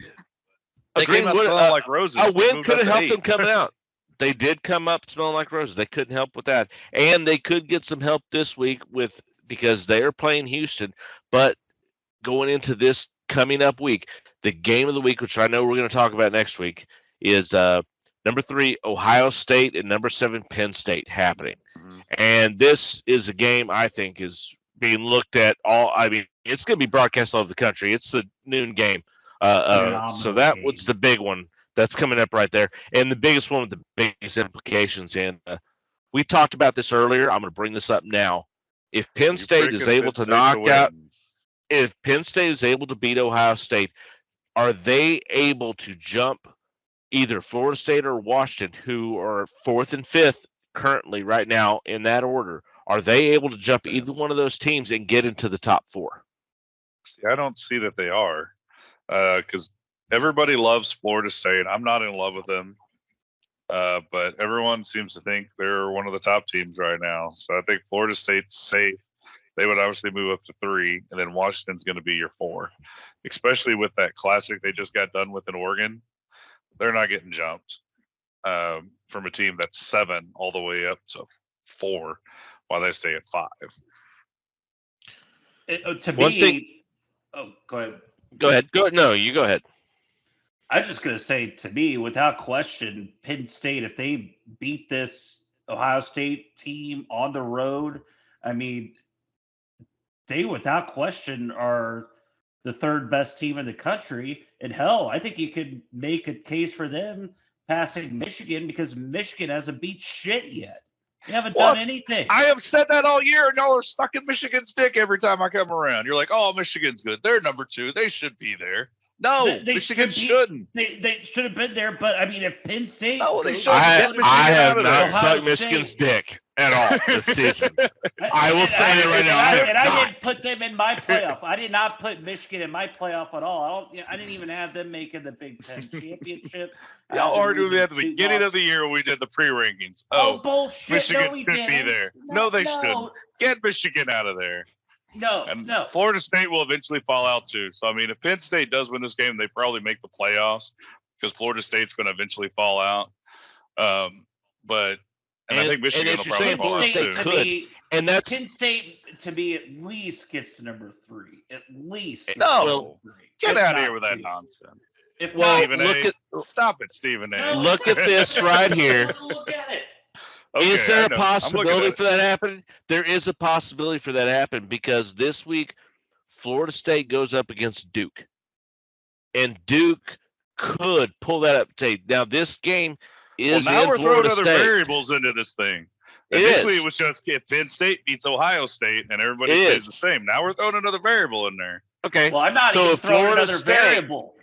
Well, that's not throwing a variable. That's just saying if It's they just a won, do they possibility. upset them? Now Yeah. you have this other possibility put in. Oh, If if Florida Florida State State loses, beats Penn Duke- State's going to be number Well, yeah, 4. Florida State loses, that happens. They're going to be in there. That's just Yeah. part of it right there. Mhm. But They're if Florida number 3. State wins and beats Duke, now if they beat Duke by 44-3, okay, you can't take them out of that top 4. You can't. But if they beat Duke 17-14 with a late second field goal or a missed field goal by Duke at the very end of the game, and Penn State beats Ohio State pretty handily, you've got an argument right there. Yeah, they're not going to move Florida State. They're not. If Florida State wins, they're there. For Penn State, they would. For Penn State, they would. I'm not saying Florida State's great. I don't think they should be there. And I say Penn State is a better team if they beat Ohio State. I'm just saying it's not going to happen because the big wigs and everybody who makes these rankings loves Florida State. No, they're not going to have to get jumped like that. A hell of a lot more than Florida State. To me, Florida State got moved up because of Texas's loss. Right. That's the only reason they even made it up to that point. They haven't played anyone. But no, they haven't played. They haven't played anyone. Michigan hasn't played anybody, and they're playing still stuck at number 2. Of course, because Michigan's been have a cakewalk schedule all the way up, and they've barely made it through that right there. We've already agreed Ohio State's going to beat Michigan State. So if Penn State beats Michigan Both State, of you started saying Michigan is going to beat Ohio State this year. They could have. Yes, we did. Y'all both said that at the start of this year. I'm going to go back. I did say that they could beat them. I did say that they could beat them. I did say they could beat them. I said Ohio State would. I did say that Michigan could beat them. But look, I'm still saying that. Okay, in this scenario, we say Penn State beats Ohio State. I can still see Ohio State beat Michigan just because then they would want to knock Michigan out because, hey, then you're all in whatever controversy. And I can see then I could still see Michigan beating Penn State and all three of them knocking each other out. The best thing for Texas that could happen is Penn State win and then Ohio State beat Michigan. Exactly, and then Michigan beat Penn State. And even Duke beating Florida would be awesome for them too. It would be. I'm all for chaos. I'm all for chaos in college football. Love college football. It's chaos. Exactly. Because honestly, if Penn State's able to beat Ohio State, you know at that point that Michigan will beat Penn State and Ohio State will then beat Michigan. You know what will happen. They'll all upset each other and just to ruin the other team to make sure they don't they don't hate each other enough. Yep. Absolutely. The same thing. Like that's the same thing with Texas OU. They would freaking do that to each other just to ruin it all. They absolutely would. Yeah. Don't forget, you got OU hanging around there. Final, Astros have won tonight's game 8-5 with a double play to finish. We'll get into that more, but I didn't expect. We'll get into that here in a minute. So we'll get into it more later, but don't forget about little OU hanging out there too at us. OU's right there. 6. They're right there. Washington's there at 5. They're not going to be playing too many more ranked opponents going through, so there's going to be a lot of controversy coming here in the college football playoffs. Exactly. But also, too, I just want to go back on this Penn State-Ohio State game, not for ramification purposes, but it's just going to be such a great game to watch. You have arguably 7 first-round players combined on both of those teams going against each other. I mean, the talent level is just going to be so loaded, especially how horrible Big Ten football has been this season amongst conference teams. This will be such a change of pace for the Big Ten. So, I mean, it's just going to be such a This is a shot game. This is going to be the game everybody's going to be looking forward to watching. I think we need to make a slight correction for Washington's schedule because they do face some opponents. As of right now, they go against number 18 USC. Yeah. Then they go against Utah, number 14, and then Oregon State, currently number 12. Mm-hmm. Yeah. So they actually have a couple of opponents that could be interesting. Well, I mean, I didn't say Washington had an easy schedule. To me, well, we were just saying they didn't play anybody really anymore. True, we did. Did. I think Washington's going to beat USC. I think their first big test is going to be. I think Utah is going to be a bigger test to them than anyone else. Utah is not the Beavers. Oregon State, man. I'm not, and I'm getting still to the Beavers. I'm talking about Utah right now.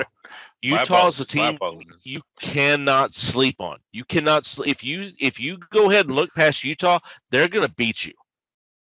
You cannot sleep past the Utes. That is a solid team, and they've been solid for years. That's why they're consistently right there in the middle of the rankings. They haven't been the best team out there, but they're not a team you can look past. You cannot look past Utah. They've been top 10, very, top very good. 14 team all year. You can't. And before we go ahead and move past college football, I want to bring up my Air Force Falcons get into the top 25, ranked number 22. Congrats It's to been Air a while Force. since we've had a military academy get into the top 25, so congratulations to the Falcons. Excuse me. I think Air Force was the last one to do it too. They were the last one to do it, and they'll be facing Navy this week. So let's go Air Force. Yeah, and again, good for Air Force. A lot of people picked them to win the Mountain West, kind of surprisingly due to the fact that they're a military school, but it showed that a lot of those prognostications were right. So good for them. My late grandfather was Air Force, so I pull for them. I went toward the campus, a beautiful campus. You ever get a chance to get out to Colorado Springs and see the Air Force campus? Highly recommend it. I would love to go take a tour. It is absolutely beautiful. All those campuses, chapel honestly, there. You go to West Point, you go to the Annapolis U.S. Naval Academy. They're beautiful freaking I campuses. plan on taking my sons to all three of them, just because they're just gorgeous campuses to go tour. And like I said, I've done Air Force. I got to do it twice. My grandfather's in the Air Force, so he took me there 2 times. Plan on hitting West Point and Annapolis, taking my boys to all three just to take a look at them, because they're just gorgeous campuses. If you're ever in Colorado Springs, definitely go by and swing by and see the Air Force Academy. It's worth it. It absolutely is worth it. All right, we're going to take just a small break, and we'll be right back. We're going to jump into MLB.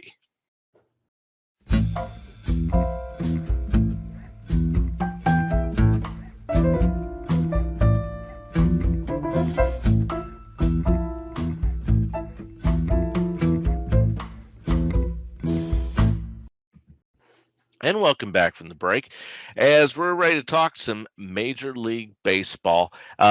As we were talking during early in the broadcast, Rangers have now lost Game 3, 8-5 against the Astros. Mm-hmm. Still hold a 2-1 game lead, so still leading the series.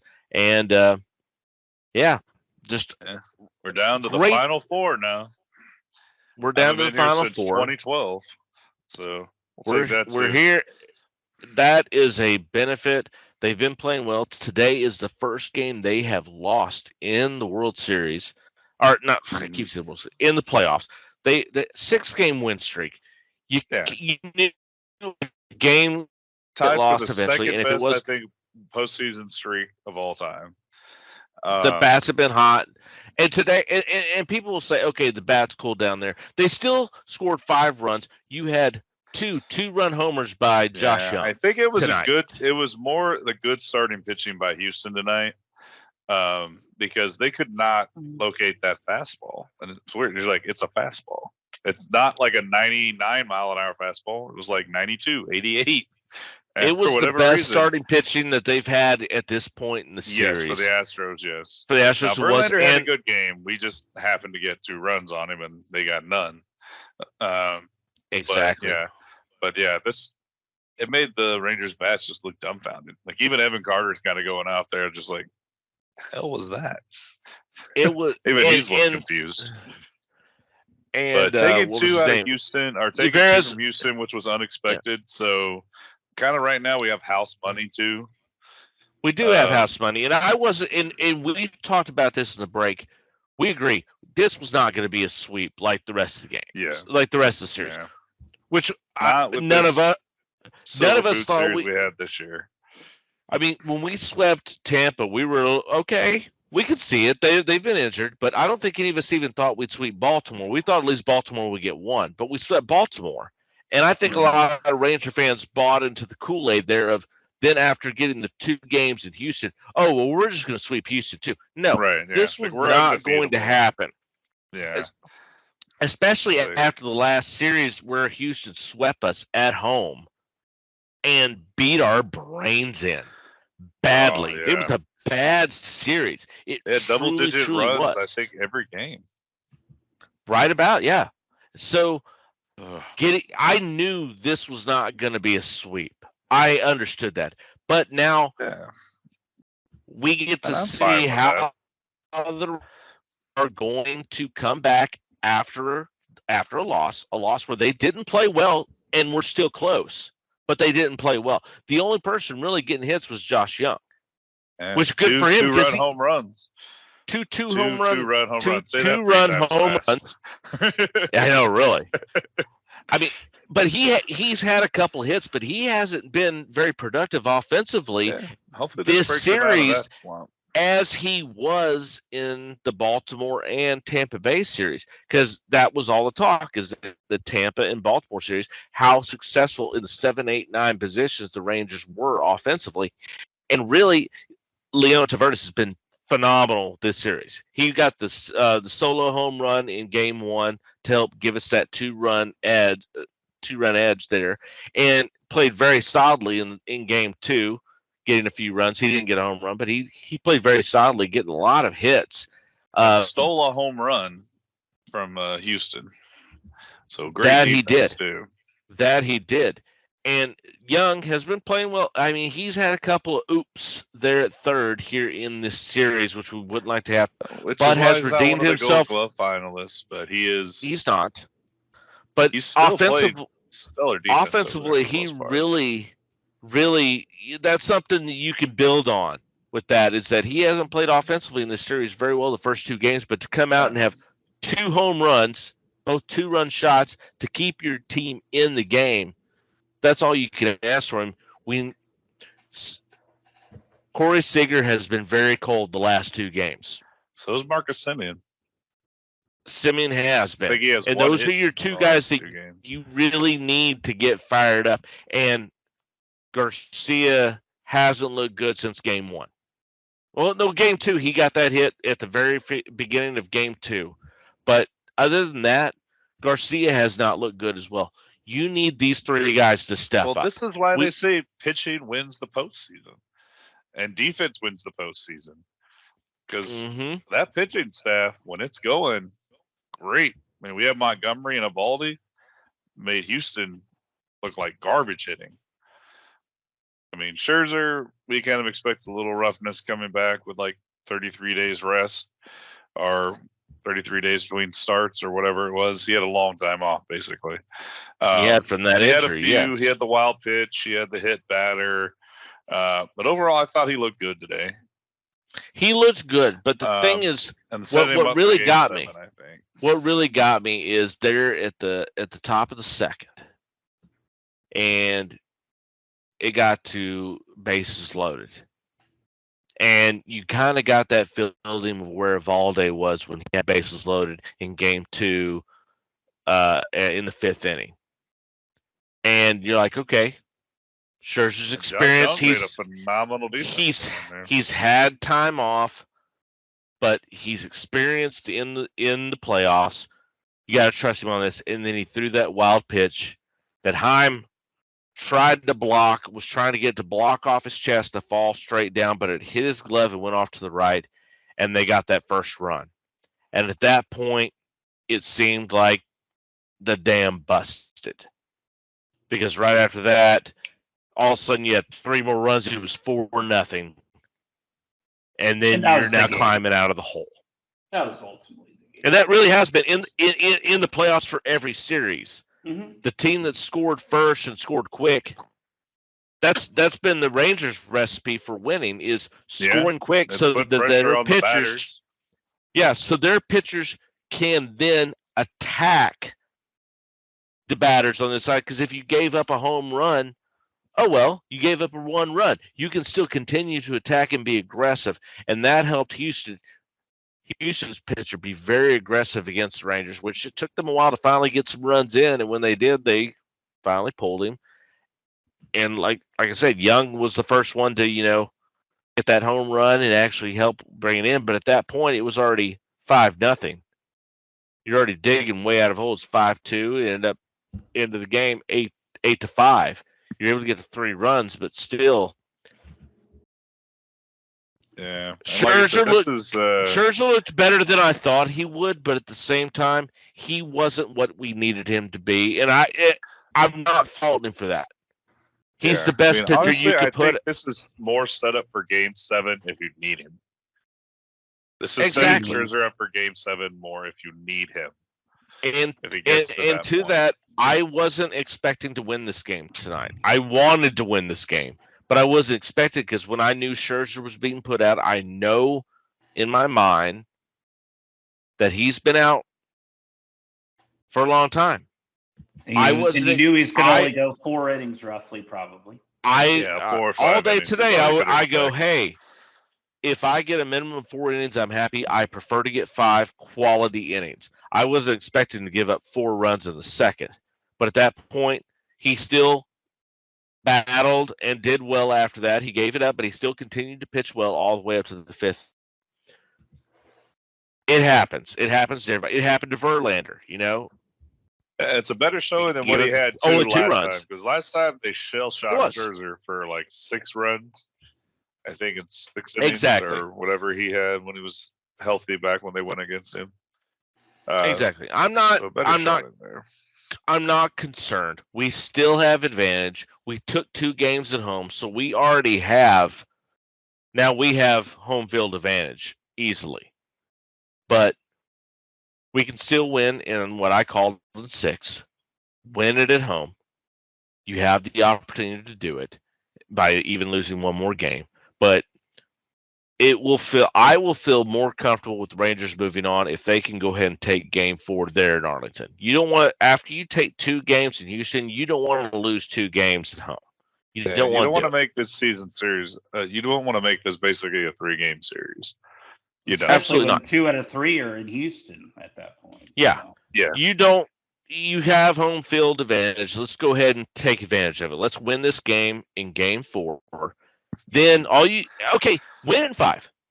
And even kind of like you told us during the break, like all Bucci's got to do is just turn on and let them listen to the announcers and the national media talk about this team, because they don't.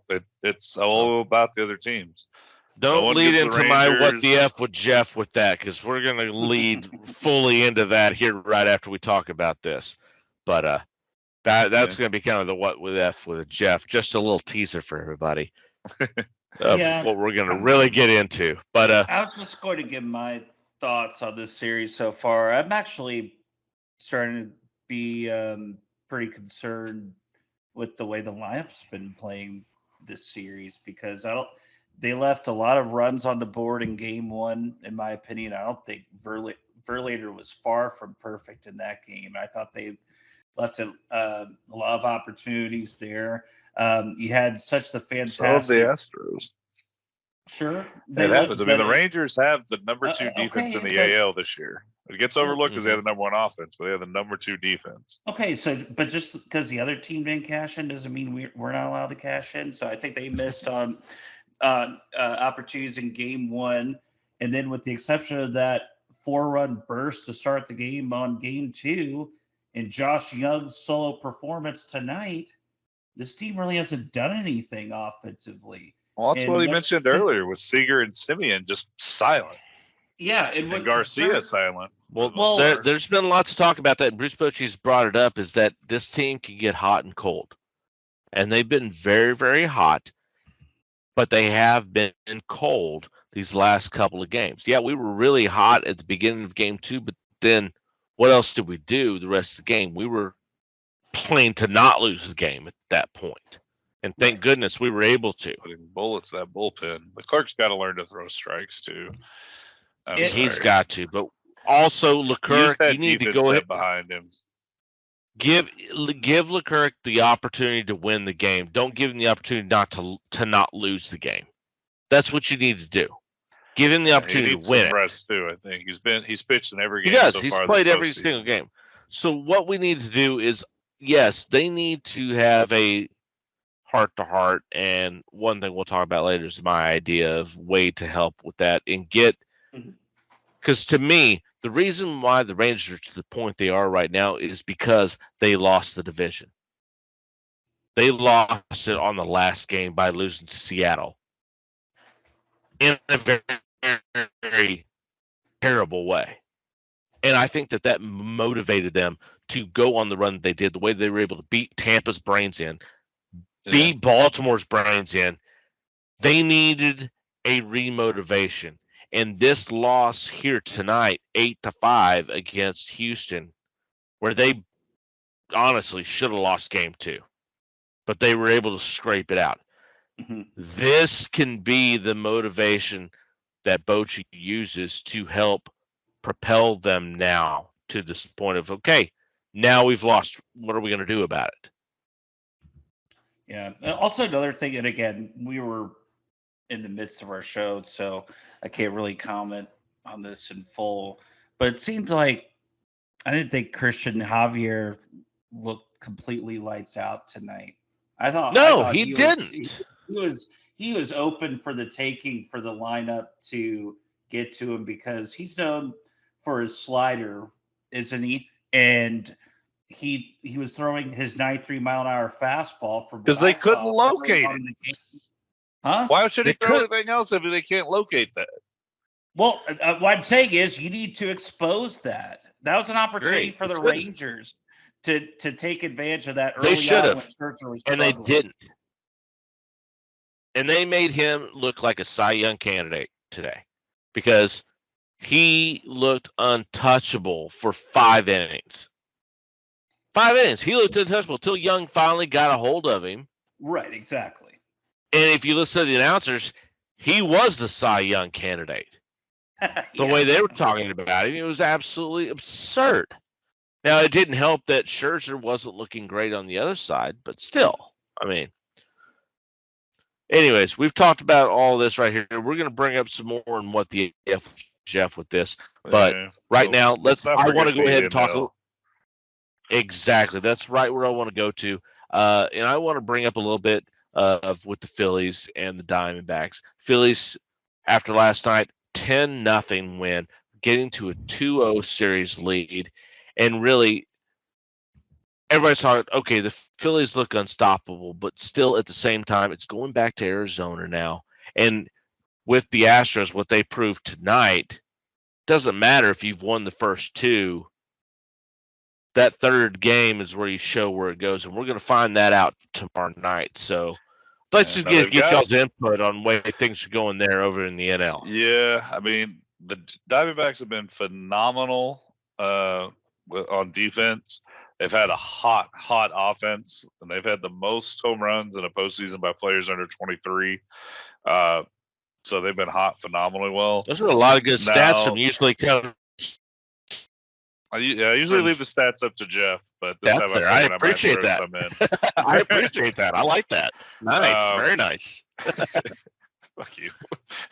But no, I'm not being a dick. I appreciate that. Usually, when I expect those stats, I expect Jeff to come up with that. And you're bringing out some gold tier information here. That's awesome. I'm happy about it. Hell yeah. But you did your research. Good for you. I wanted the Diamondbacks to win. Dang it! But unfortunately, the next starter has a 5.32 ERA for Game 3. That's who the Diamondbacks are trotting out against this really hot Phillies team that's just blown the cover off the ball. They have 4 guys, I think, with 2-run home runs in a game right now. One guy who's done it twice. I think Scherber has done it twice. Kyle Scherber. Yeah. And he did that back when he was in Boston as well, too. Kyle Scherber's a good player. He's a very good player. He's phenomenal. And you got he did it with Boston, and he did it with the Cubs because he was on that Cubs team that won the World Series. No, I couldn't remember if he was on the team. So it's not like this is his first rodeo. Oh, no. He was on the Cubs when they won it. Or Real Minato. I can't pronounce that guy's name apparently right now. Bryce Harper. And there's another guy on that. There's a reason why they're there. There's a reason why they beat the Braves. Yeah. They were consistently the top wild card team, and they had an uncontrolled lead at that point. They played consistently. It's just that they could not catch what the Braves were doing, but they were able to catch them there in the playoffs, which they did, and they beat them handily. Swept them. And they showed that was why. A surprise, but yeah. It wasn't surprising, but at the same time, they were the National League representative to the World Series last year. You're losing to Houston, so they have a lot to prove coming back. Mm-hmm. I mean, this team didn't really lose anybody from And that, if I remember right, too. Upset about that. They're not upset about it because having a Philly, Texas World Series is good for them. Whether it's Houston or Dallas, either way, it's a win-win for them because those are big markets. So the MLB is happy with Philly beating the Diamondbacks. Yeah, you get 2 top 10 markets. So, and then they definitely want Philly in there. But I think, and again, this could be just biased, just as with taking my fan glasses off and just kind of an outside looking in. The vibe in this series seems so much more different than it does in the Astros Rangers series, because those Rangers games, yes, the Rangers started off 2-0 too, but those were really hard fought games. Philadelphia kicked their ass in game 1, and obviously they kicked their ass in game 2. And then you have a guy that going in Brandon Pfaadt tomorrow, who's really just like Caleb, you alluded to earlier, just a fringe player. And you're going against Cy Young quality pitching and Aaron Nola. To me, if Philadelphia doesn't win this game, this would be a shocker. And I'd be shocked at this point if Philadelphia just doesn't sweep the series and take care of business. And again, maybe the Rangers, knock on wood, use it to their advantage. Play a bunch of games, use that momentum going into Houston. But or going into World Series if they're able to beat Houston. But I'd be shocked if this series isn't over in 4. I would be. Yeah, at this point, it's looking like it's going to be a sweep. It is looking like it's going to be sweeping. I kind of hope it does. That way, it does have that momentum build. Whether that's something big or not going on, especially with this season, a lot of people have talked about it. But and the one quote that was put up by Atlanta's manager was like, "Hey, does all this rest really, did that affect everybody? Is that why you got swept?" And he goes, "Well, it didn't affect Houston." Yep. Which was the correct comment. It didn't. And so, we weren't ready. That's on us. Wrong. You can't blame it on that. You can blame it on we weren't ready. And I thought that was a fantastic comment by the correct comment by managers. Like, we weren't ready. Don't blame the system. Don't blame that. But at the same time, if Philly can go ahead and sweep the Diamondbacks and have the Rangers play a hard series to keep momentum going into that, I do believe momentum has a huge swing in the way sports go, especially in the playoffs. And I would absolutely take that opportunity if possible. See, I think I'd like the Diamondbacks to win at least one game, even though, like you said, Jeff, the whole mood's just different from the AL series. For the Diamondbacks mentally, and hopefully they keep this going next year and learn from it. But also, I think it gives a losing taste to the Phillies right before they go on the break, even if they win the game after that and close out the series. I see where you're going with it. That it basically gives them a little hit to their confidence is what you're going with. Little hit to the giddy up. Yeah. All right. Well, that's going to wrap up our MLB. We'll be right back with everyone's favorite segment, What the F, with Jeff.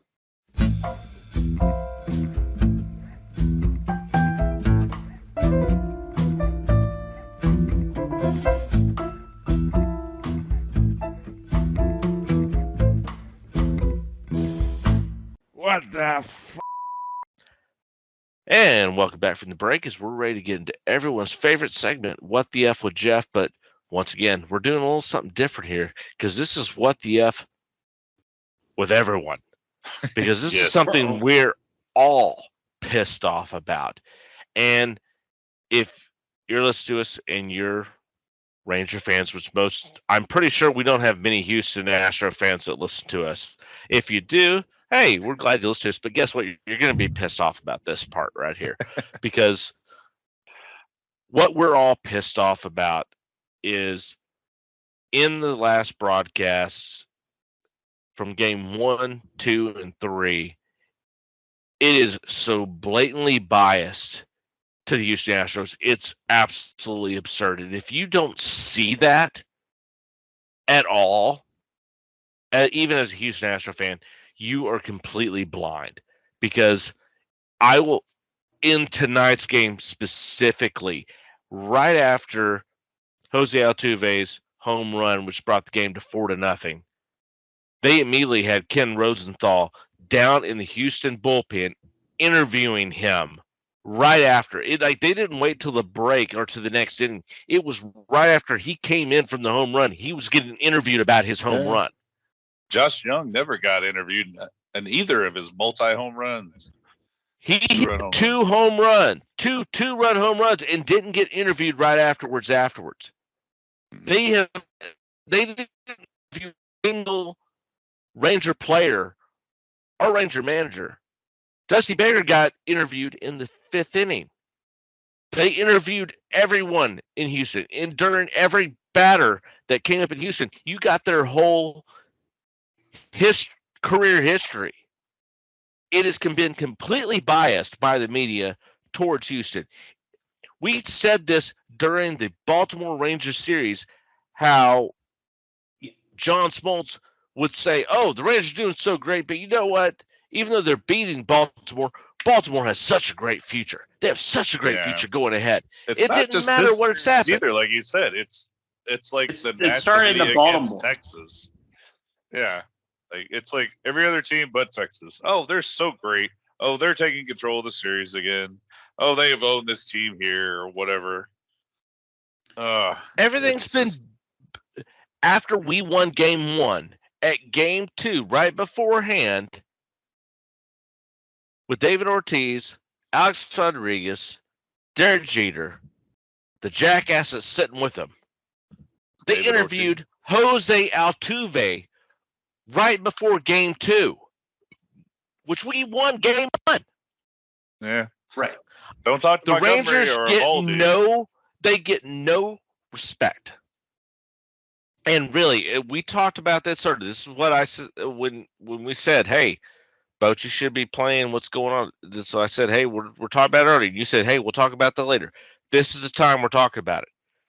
Bruce Bochy, to motivate his team, this is what you do: play the audio from all of the broadcasts from the last 3 games. Just the last 3 games. You don't have to play Baltimore because that doesn't matter anymore. Play the last 3 games. Where we were 6-0, we have not lost in the playoffs, and we're still getting disrespected by everyone in the media. And play that for your team. Put it on around. Just let it just play in the locker room as everybody's. Just sit there and let the players listen to how everyone is only talking about Houston. They only care about them. They only cared about, of course, they only care about Baltimore, but they don't care about us. And everyone was so excited that Houston was beating us in game 3. That's all they could do is interview everybody in the bullpen, going down to the dugout and interviewing them as they hit a home run. He going right down to Jose Altuve the minute he hit a home run. Oh, we got to interview him right now. They didn't do that for anyone. They didn't do that for Tavares whenever he hit his home run in game 1 against Verlander. They didn't go down and interview him the minute he came down and hit that home run to give us 2-0 lead. I think after game 1 or 2 where he made that phenomenal catch. No, they talked to him in game 3 or in game 1 when he made the phenomenal catch. They talked to him in game 2 after they set him because that was the first game he didn't start. And then at that point, they asked him about game 1. They didn't go out and talk to him after he made that phenomenal catch and go ask him about then. But you know what? If Houston would have done it, you damn right they would have gone and interviewed him right that moment. And I am so sick of this. But at the same time, let's take it as motivation.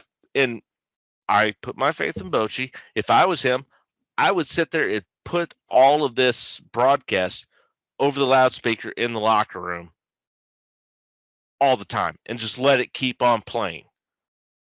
This is how we're getting disrespected. Or tape all these quotes around the locker room somewhere. I do both. Put them everywhere. Might as well go all in at this point too. Put up videos of, hey, Jose hit us and literally got to that. How do you guys feel about that? They immediately went and talked to him. How do you feel? Young, you had 2 home runs. No one even talked to you after that. How do you feel about that? That's right. That's billboard. That's putting it up there. That's material. This is your motivation. We're up 2-1. We're up 2-1, and they don't even care about us.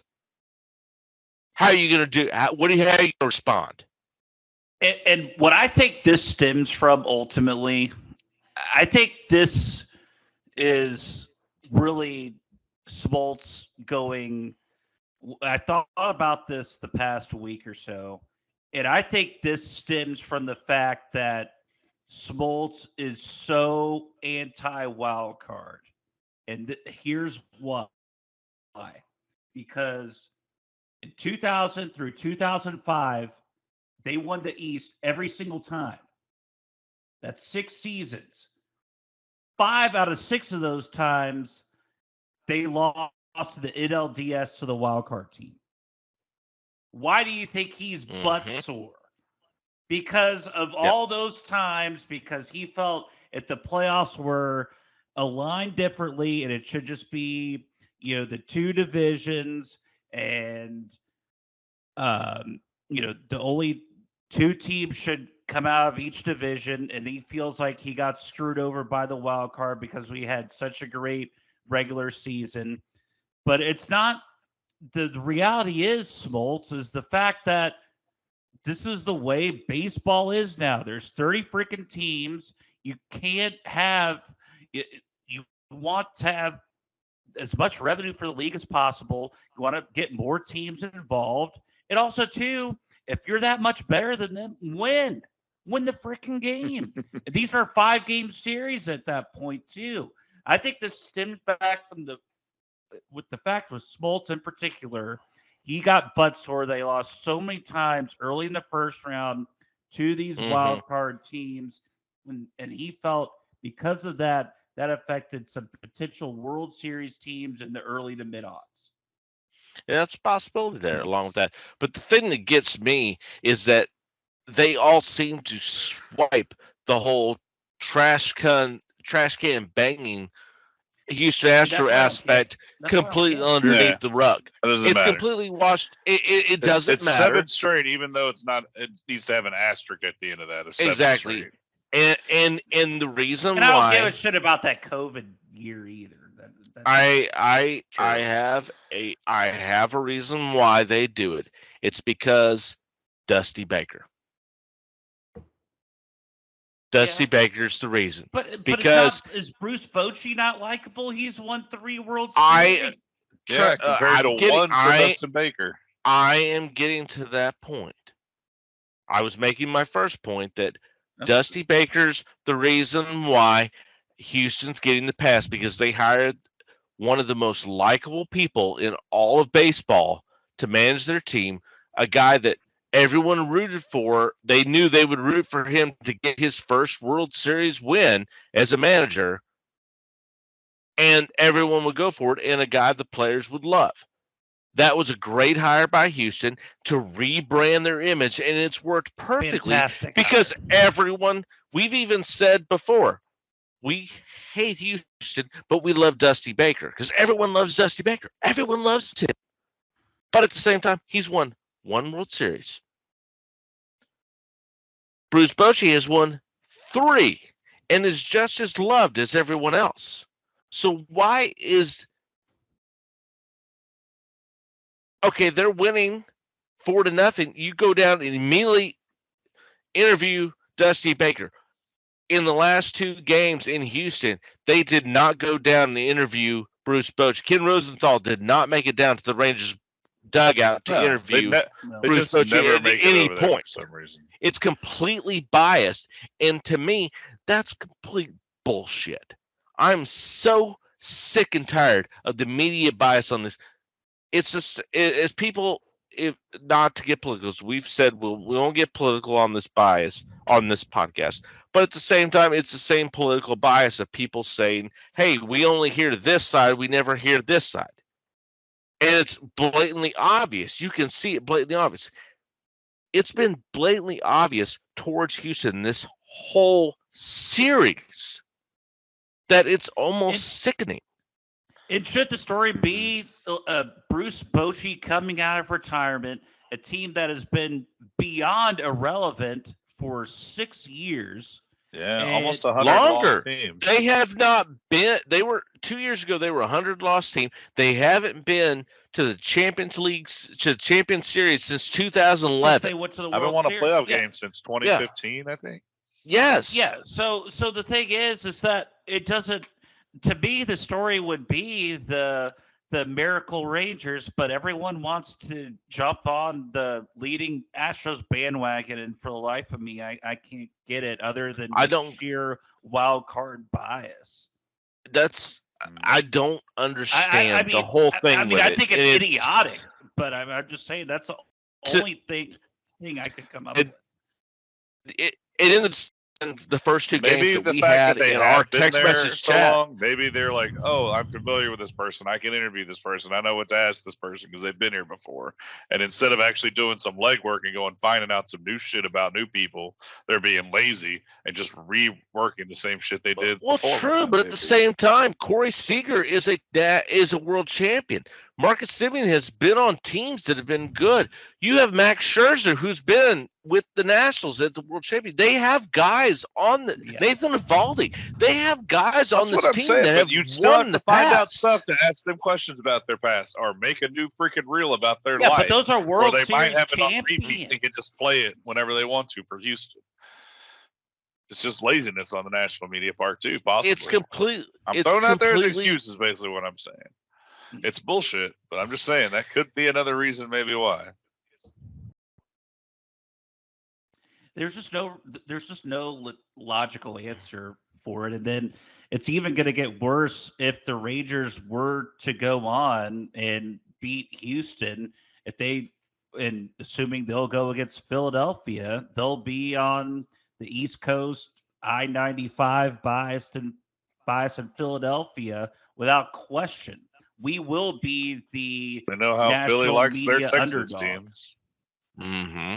We will be the national media underdog, and then all those media people in New York are going to be buddy with their. That's fine too to be the underdog, but you're not going to talk to them when they even do good stuff.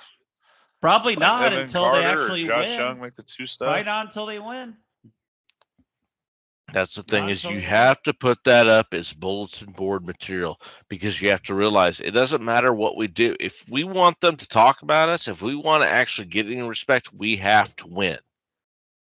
We have to. That's it. It doesn't matter. Even if even when we win, we're not going to get respect. So we have to win. That's all it is. That's the motivation you have to put into it. And that's the thing, is that we lost today 8-5. Jung battled. We battled throughout the end. We continued to keep we didn't necessarily throw the game away either after Scherzer was done. They gave up 3 runs. Yeah. They gave up 4 or 5 guys. They gave a dink and dunk all throughout it, and we still battled back. Our bats weren't great, but Jung was hitting. He had two home runs. You can't fault. Hey, he did his job. And we didn't have a great batting day after the starting pitcher left. It took some time, and we still battled with it. You can't fault the team for battling with that. Thing is, it just shows you can't go down 4 runs in the second inning and battle back and win all the time. Oh, pardon me. But you just have to keep the team battled. Hey, we knew we weren't going to sweep this series. I mean, anyone who knows baseball knows we weren't going to sweep this series. You're happy to go 2-0. You rally around what you did successful in this game, bring it into the next game, and we go from there. And what needs to happen is we need to get a run or 2 in the first inning. That's the thing that we were missing in this. Ideally, we need to score first, but true. But I'm just going off of it, is that in game 1 we scored in the first inning. We got a 1 run. In game 2 we got 4 runs in the first inning. Did we score a lot after that? We only scored 1 run after that. But we scored early and we scored quick, and that has been the success for this Rangers team, is scoring early, That way, we put our pitchers in a position that they can attack the batters. They're able to attack in we the can hash aspects this out that again. We just hashed this out in the freaking Rangers segment. We went over it. we did. We know they need to score early. We know they need to stall that. National media fucking sucks. I mean, sorry, I'm just sorry to reiterate. I'm already upset against the media, and now I'm rehashing something. So I'm like, what the fuck am I doing? I brought it back up again. I'm sorry. I No should have worries. kept it a little bit more But no. intrigued into that, and I got Well, back no, into I mean, baseball you're right. again. You're Because- 100% right with what you're saying. Well, I'm just I like, brought wait it a minute, all. what the I fuck did brought I it go up again? because I brought it back up because I'm still pissed off about it too. Fair enough. Fair enough. My I agree with anger you. is still fuming. It hasn't been quelled yet. It's still lit, and that's why Oh, it was yeah. all brought up. It's because of Fair that. enough. So Fair enough. that's why this was what the F with everyone, because this is something we're all fuming still about. So. Yes. The Right. feels and Also, nerves are still too, raw. just an FYI, the Rangers have officially listed Andrew Heaney as the probable starting pitcher for Game 4 tomorrow night. And Okay. All right. and then my guess, and again, this is just an educated guess. I don't know for sure, but you would think Jose Urquidy would be the likely pitcher to go for Houston in Game 2, or excuse me, since Yeah. Framber went in Game 2. And Jose Adam Haney's Urquidy- probably going to do the same 3-4 innings, and then David Dunning's going to get the ball for 3 or 4 innings. That's why I and assume is then- Dunning will be coming in because he didn't come in tonight. So I assume what's going on there. Yeah. And then I guess Montgomery, not to look too far ahead, but Montgomery for Game 5 then probably. Absolutely. Most likely. Montgomery will be game Montgomery, five. He'll be Eovaldi, game five. Scherzer. That'll most Yep. likely be the way it goes. That's Yep. the way that it goes. And Mhm. if in really you really want, at least you want Eovaldi to be your finishing game starter for this series. Well, I in think my they said mind- Scherzer to be the Game 7. They are, Well, but I don't want I it to want to be finish in gets there. 6 Oh, I wanna agree. I think finish they in should 6. finish in 6. because So- if Haney and Dunning can't get it done in Game 5, you're looking at Montgomery and Eovaldi shutting it down. Because honestly, Montgomery and Eovaldi have been pretty unstoppable so far in the playoffs. They've had very, very good stuff. Even Eovaldi looked scary.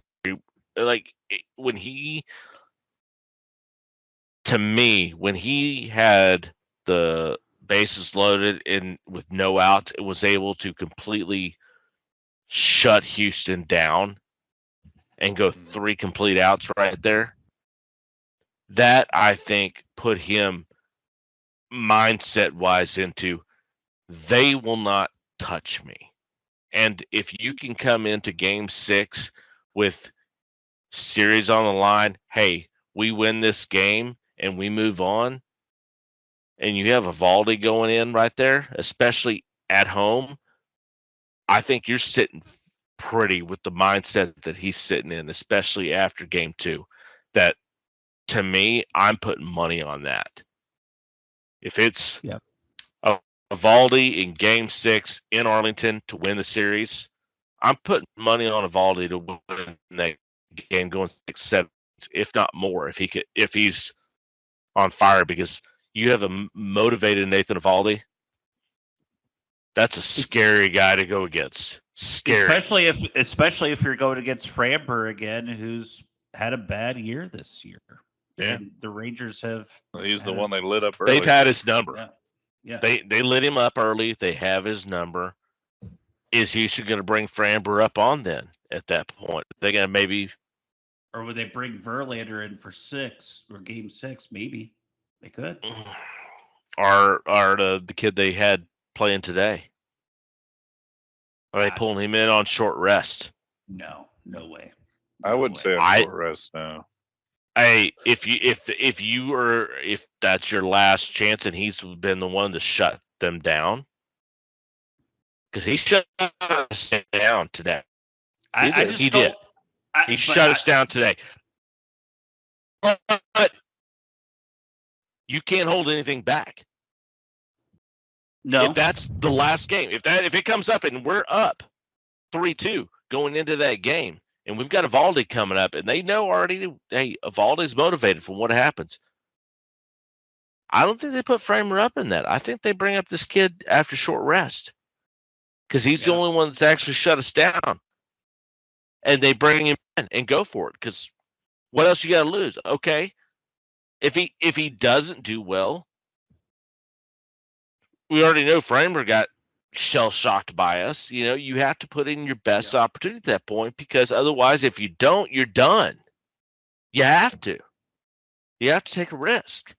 And even on short rest, with what he did with us tonight, there's no point in not risking it, in my opinion. If I was a Houston fan or Astros do have the bullpen too, unlike us. So they even do. If this guy goes a short time compared to a full 6-7 innings of a natural starter. True, but it has been shown in this postseason that if your pitcher goes 6+ innings, you're winning over almost 75% of the time. So I'd rather go with the guy that's going to get me more innings and keep my bullpen, you know. I don't want the Rangers bullpen to be more than 2-3 guys. Yeah. We've shown tonight what happens if we have to have 5 or 6 guys. Yeah, good to get him in. Here that Urquidy will be the game 4 starter, but you know, subject. Good to get him some reps tonight. Hey, get him some reps. That's fine. But at the end of the day, how many of our bullpen are you trusting to come out and win us a game? And I think it's evident tonight too that Gray, you know, they had no intentions of starting him in this World Series whatsoever.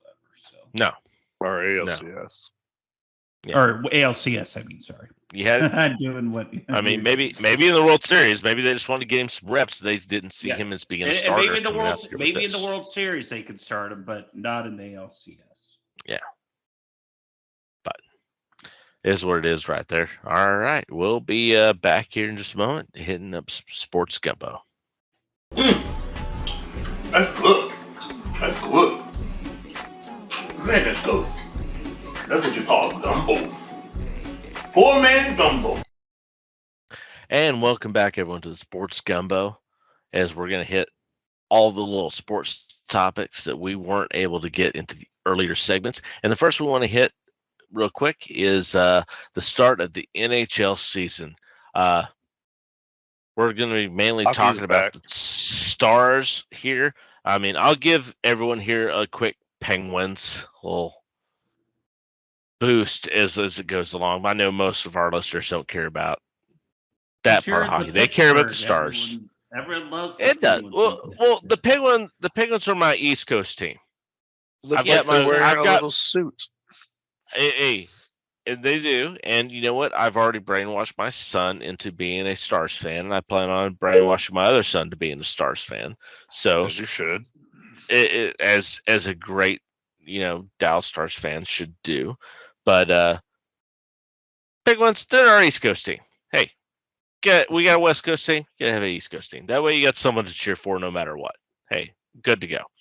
But the Stars right now coming out, they're sitting about middle of the pack. They won their first game, but they did lose last night. Or actually, they did lose last night to the champion Golden Knights. Golden Knights beating 3-2, but they beat them in overtime. And a shootout. Exactly. So that's a good showing there. You lose to you lost to Golden State, I keep saying Golden State, but they're the Golden Knights. You lost to the Golden Knights in the Western Conference, you know, championship. You lose to them in the shootout. It's early. It's second game of the season. Nothing to get worried about. Hey, you're playing them tough up to that point. That's what you have to do going forward. That's the Stanley Cup Championships, the team you had to beat, which really, when we talked about them at that time, we all expected the Stars to beat them, but clearly Vegas was on another level last year. They were. That's why they were able to go ahead and go in and dominate the Stanley Cup championship. We couldn't play defense at that time. We couldn't play defense, but still, we gave up. It was harder in the Western Conference Championship than it was in the Stanley Cup. They had an easier run when they got to the Stanley Cup. We gave them more difficulty, is what I'm getting to the point of. And to only lose by a shootout goal, it's beneficial, but at the same time, it's very, very. It's 2 games of the season, so I mean, it's not like there's not much we can talk about at this point. You can't tell anything going on here this early in the season. So,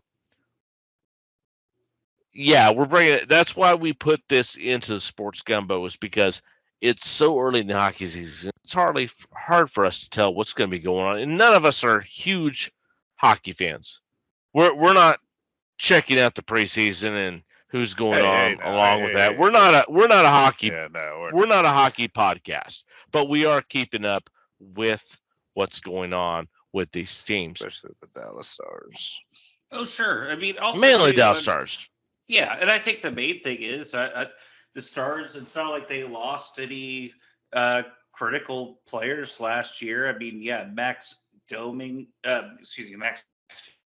was a little bit of a loss, but I don't think it's overly critical. And then Domi's not a huge loss. Was just a bench player. And then, to me, I think the underrated pickup that they got was Matt Duchene. I mean, he's been a veteran player a long time in this league who could establish a more veteran presence to this team, which has been needed for quite some time. I mean, the only veteran voices seems like we've had for the Stars have just been Sagan and Ben. It's the same old. It has been those two veteran players, and so when you pick up a guy like Matt Duchene, who's been around the league a long time, and again, he probably didn't live up to his third overall pick hype, but he's still been a solid player in the league for a long time. So I think that's a really solid pickup for this team. And I think the Stars, just, again, super early to tell. We have no idea at this point. And again, going into the Stanley Cup playoffs, we have no idea. We thought Boston was the 2078 and they lose to the Florida Panthers. Absolutely. So you never know what's going to happen. So the thing is, I think the Stars, are in a right position to contend for the Stanley Cup again. There's no disastrous injury or any major loss in free agency. So I think they're going to be in a good spot. And having as you were saying, bringing Matt Duchene in, he, big pickup to bring that veteran presence in. And really what I've noticed in what I remember from my younger days back during the 99 championship run, Stanley Cup run, is what I felt like the Stars needed is they needed that Nathan Hatcher. Right. They needed that angry defenseman, that big angry defenseman, enforcer, as you could say, to help with that. So I don't know if Matt Duchene can help with that being in center position, but maybe he can help in that mentality aspect of this team, of giving someone as I was trying, with Hatcher, he was that tall figure, the big figure, enforcer figure, but he had that mentality. And that's what I'm trying to bring is that with Duchene, he's not that defensive big mentality, but maybe he can bring that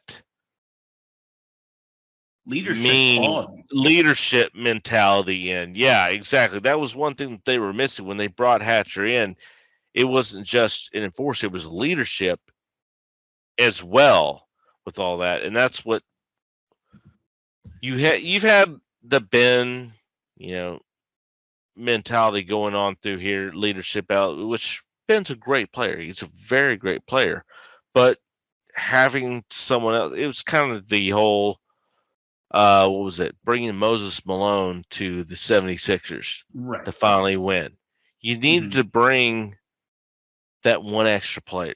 You need that one extra person there to help make that extra. And is Duquesne that guy? Hopefully he is.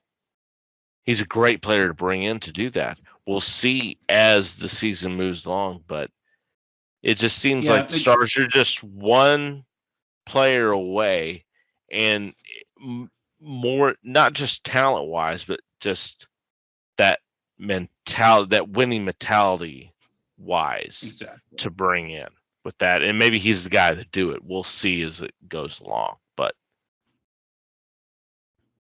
absolutely. And again, I think more veteran presence you can bring in. Also, too, again, maybe this just helps the fan feel better as opposed to the teammate. But I think it's good that he's already, stepped up and be kind of the face of the team in terms of interviews, radio show appearances. Mm-hmm.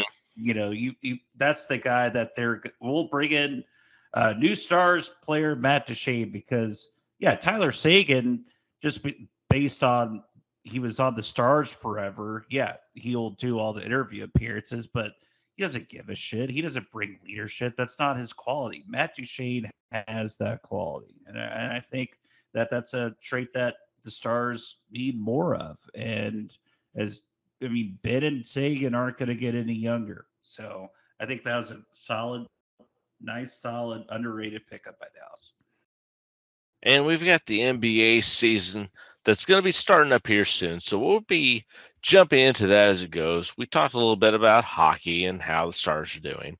And we'll get more into the NHL and NBA seasons as those seasons progress. We're just 2 games into the NHL, so it's hard to really tell what's going on with those teams. Stars just lost last night 3-2 in overtime in a shootout to the Stanley Cup Championship. So that does say something coming up with that Stars team. We'll have to see how things progress and, with the additions they've made. And then big talk with the NBA starting up here soon.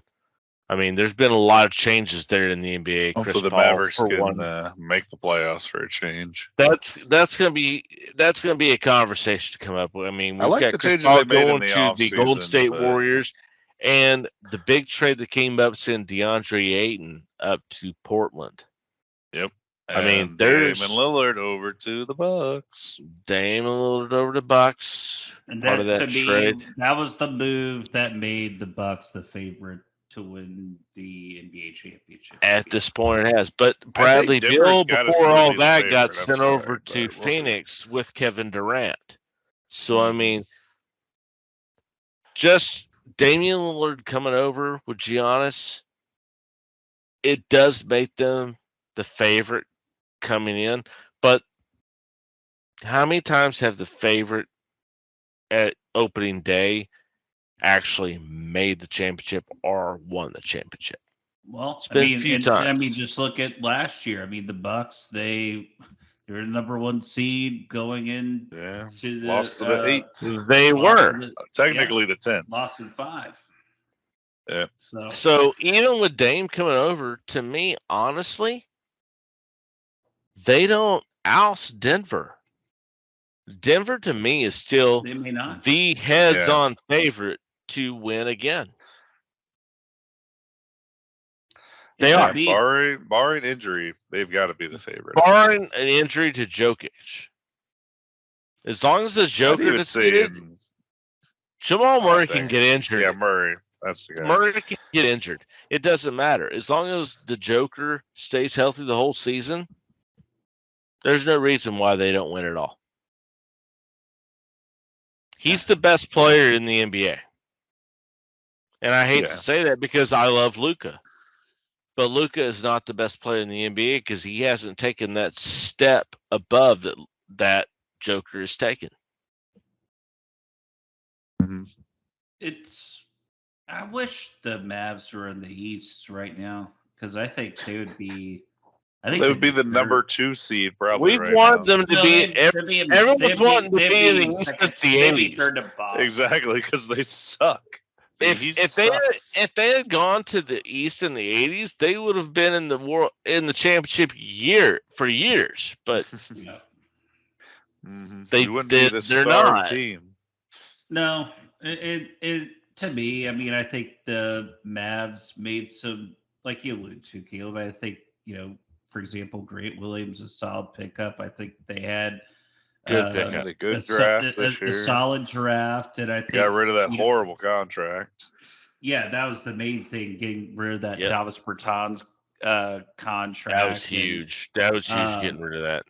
And maybe we'll finally somehow get rid of Tim Hardaway Jr. at some point, but clearly nobody. If they could just get rid of Tim Hardaway Jr., I'd be happy. I like the guy personally. I like him. But the contract is so bad. I liked his father too. I liked his dad when he played for Golden State. I still liked him. But the contract is they have to get rid of that. And they're holding on to it because it is an expiring contract. And I believe they're holding on to him for that aspect of, okay, if we get to the point at the trade deadline that we're actually in the running to win the championship, we have this expiring contract that we can use as, trade collateral to bring in somebody to help us push us over the edge. And I believe that's the whole reason Tim Hardaway is still on this team and why they haven't traded him away, is that the aspect of, hey, it's one more year. He's got a dead contract. That's a huge trade material. Well, so if they're sucking, going into the deadline, then his ass is gone. Obviously. Absolutely. But that's the only reason I believe he's still on this team is for that. That hey, we believe we can play to a level that we can, when he gets his trade deadline, we're going to be up in there. Yeah, we'll see. Exactly, we'll see. Either they will or they won't. If they are, hey, then your gamble worked. If you're not, you took a shot at least. You took a shot, or if you are and that trade you made doesn't work out for you, hey, you learn. That's the way that it is. I mean, good thing is that none of us here are GMs for any team, so we don't have to worry about that. Yeah, we can make our assumptions. Well, we can armchair general that stuff all day. So let's just say this. Let's just play the scenario very quickly. If the Mavs are a 6 seed and they lose in the first round of the NBA playoffs next year, say to the Suns in 6 games, are Nico Harrison and Jason Kidd both fired? Is it one of the two, or do they both hang around, or what? If you make the playoffs, honestly, I think they both stick around. If going in your scenario, if they lose to the Suns in the first round, Kidd's gone. Nico's still there. I'm hoping both are gone personally. If I think both would just be safe because of Mark Cuban. He hangs on to people for a long time. Cuban does hang on to people, but I'm going off the scenario that the Suns win 4-1. Yeah. That's what he just said 6-2. That was not your given scenario, sir. Okay, sorry. All right, 5-6, whatever. 5-6, whatever. Yeah, 6-2. Well, it couldn't be 6-2. It'd have to be 4-2 or 5-1. Yeah, whatever it would be. Okay, so 4-2 or 5-1. Somewhere around there. You take 4-2 or 4-1. So either one. So either way, your side or my side. I'm going 4-2. I still put as okay. They'll lose 4-2. Kidd's gone. Yeah. Nico stays because Nico brought Kidd in. That's the reason why. Yeah. If Cuban would have brought Kidd in first and then Nico, then I think Nico would be gone first. But he didn't. And Nico had a good draft.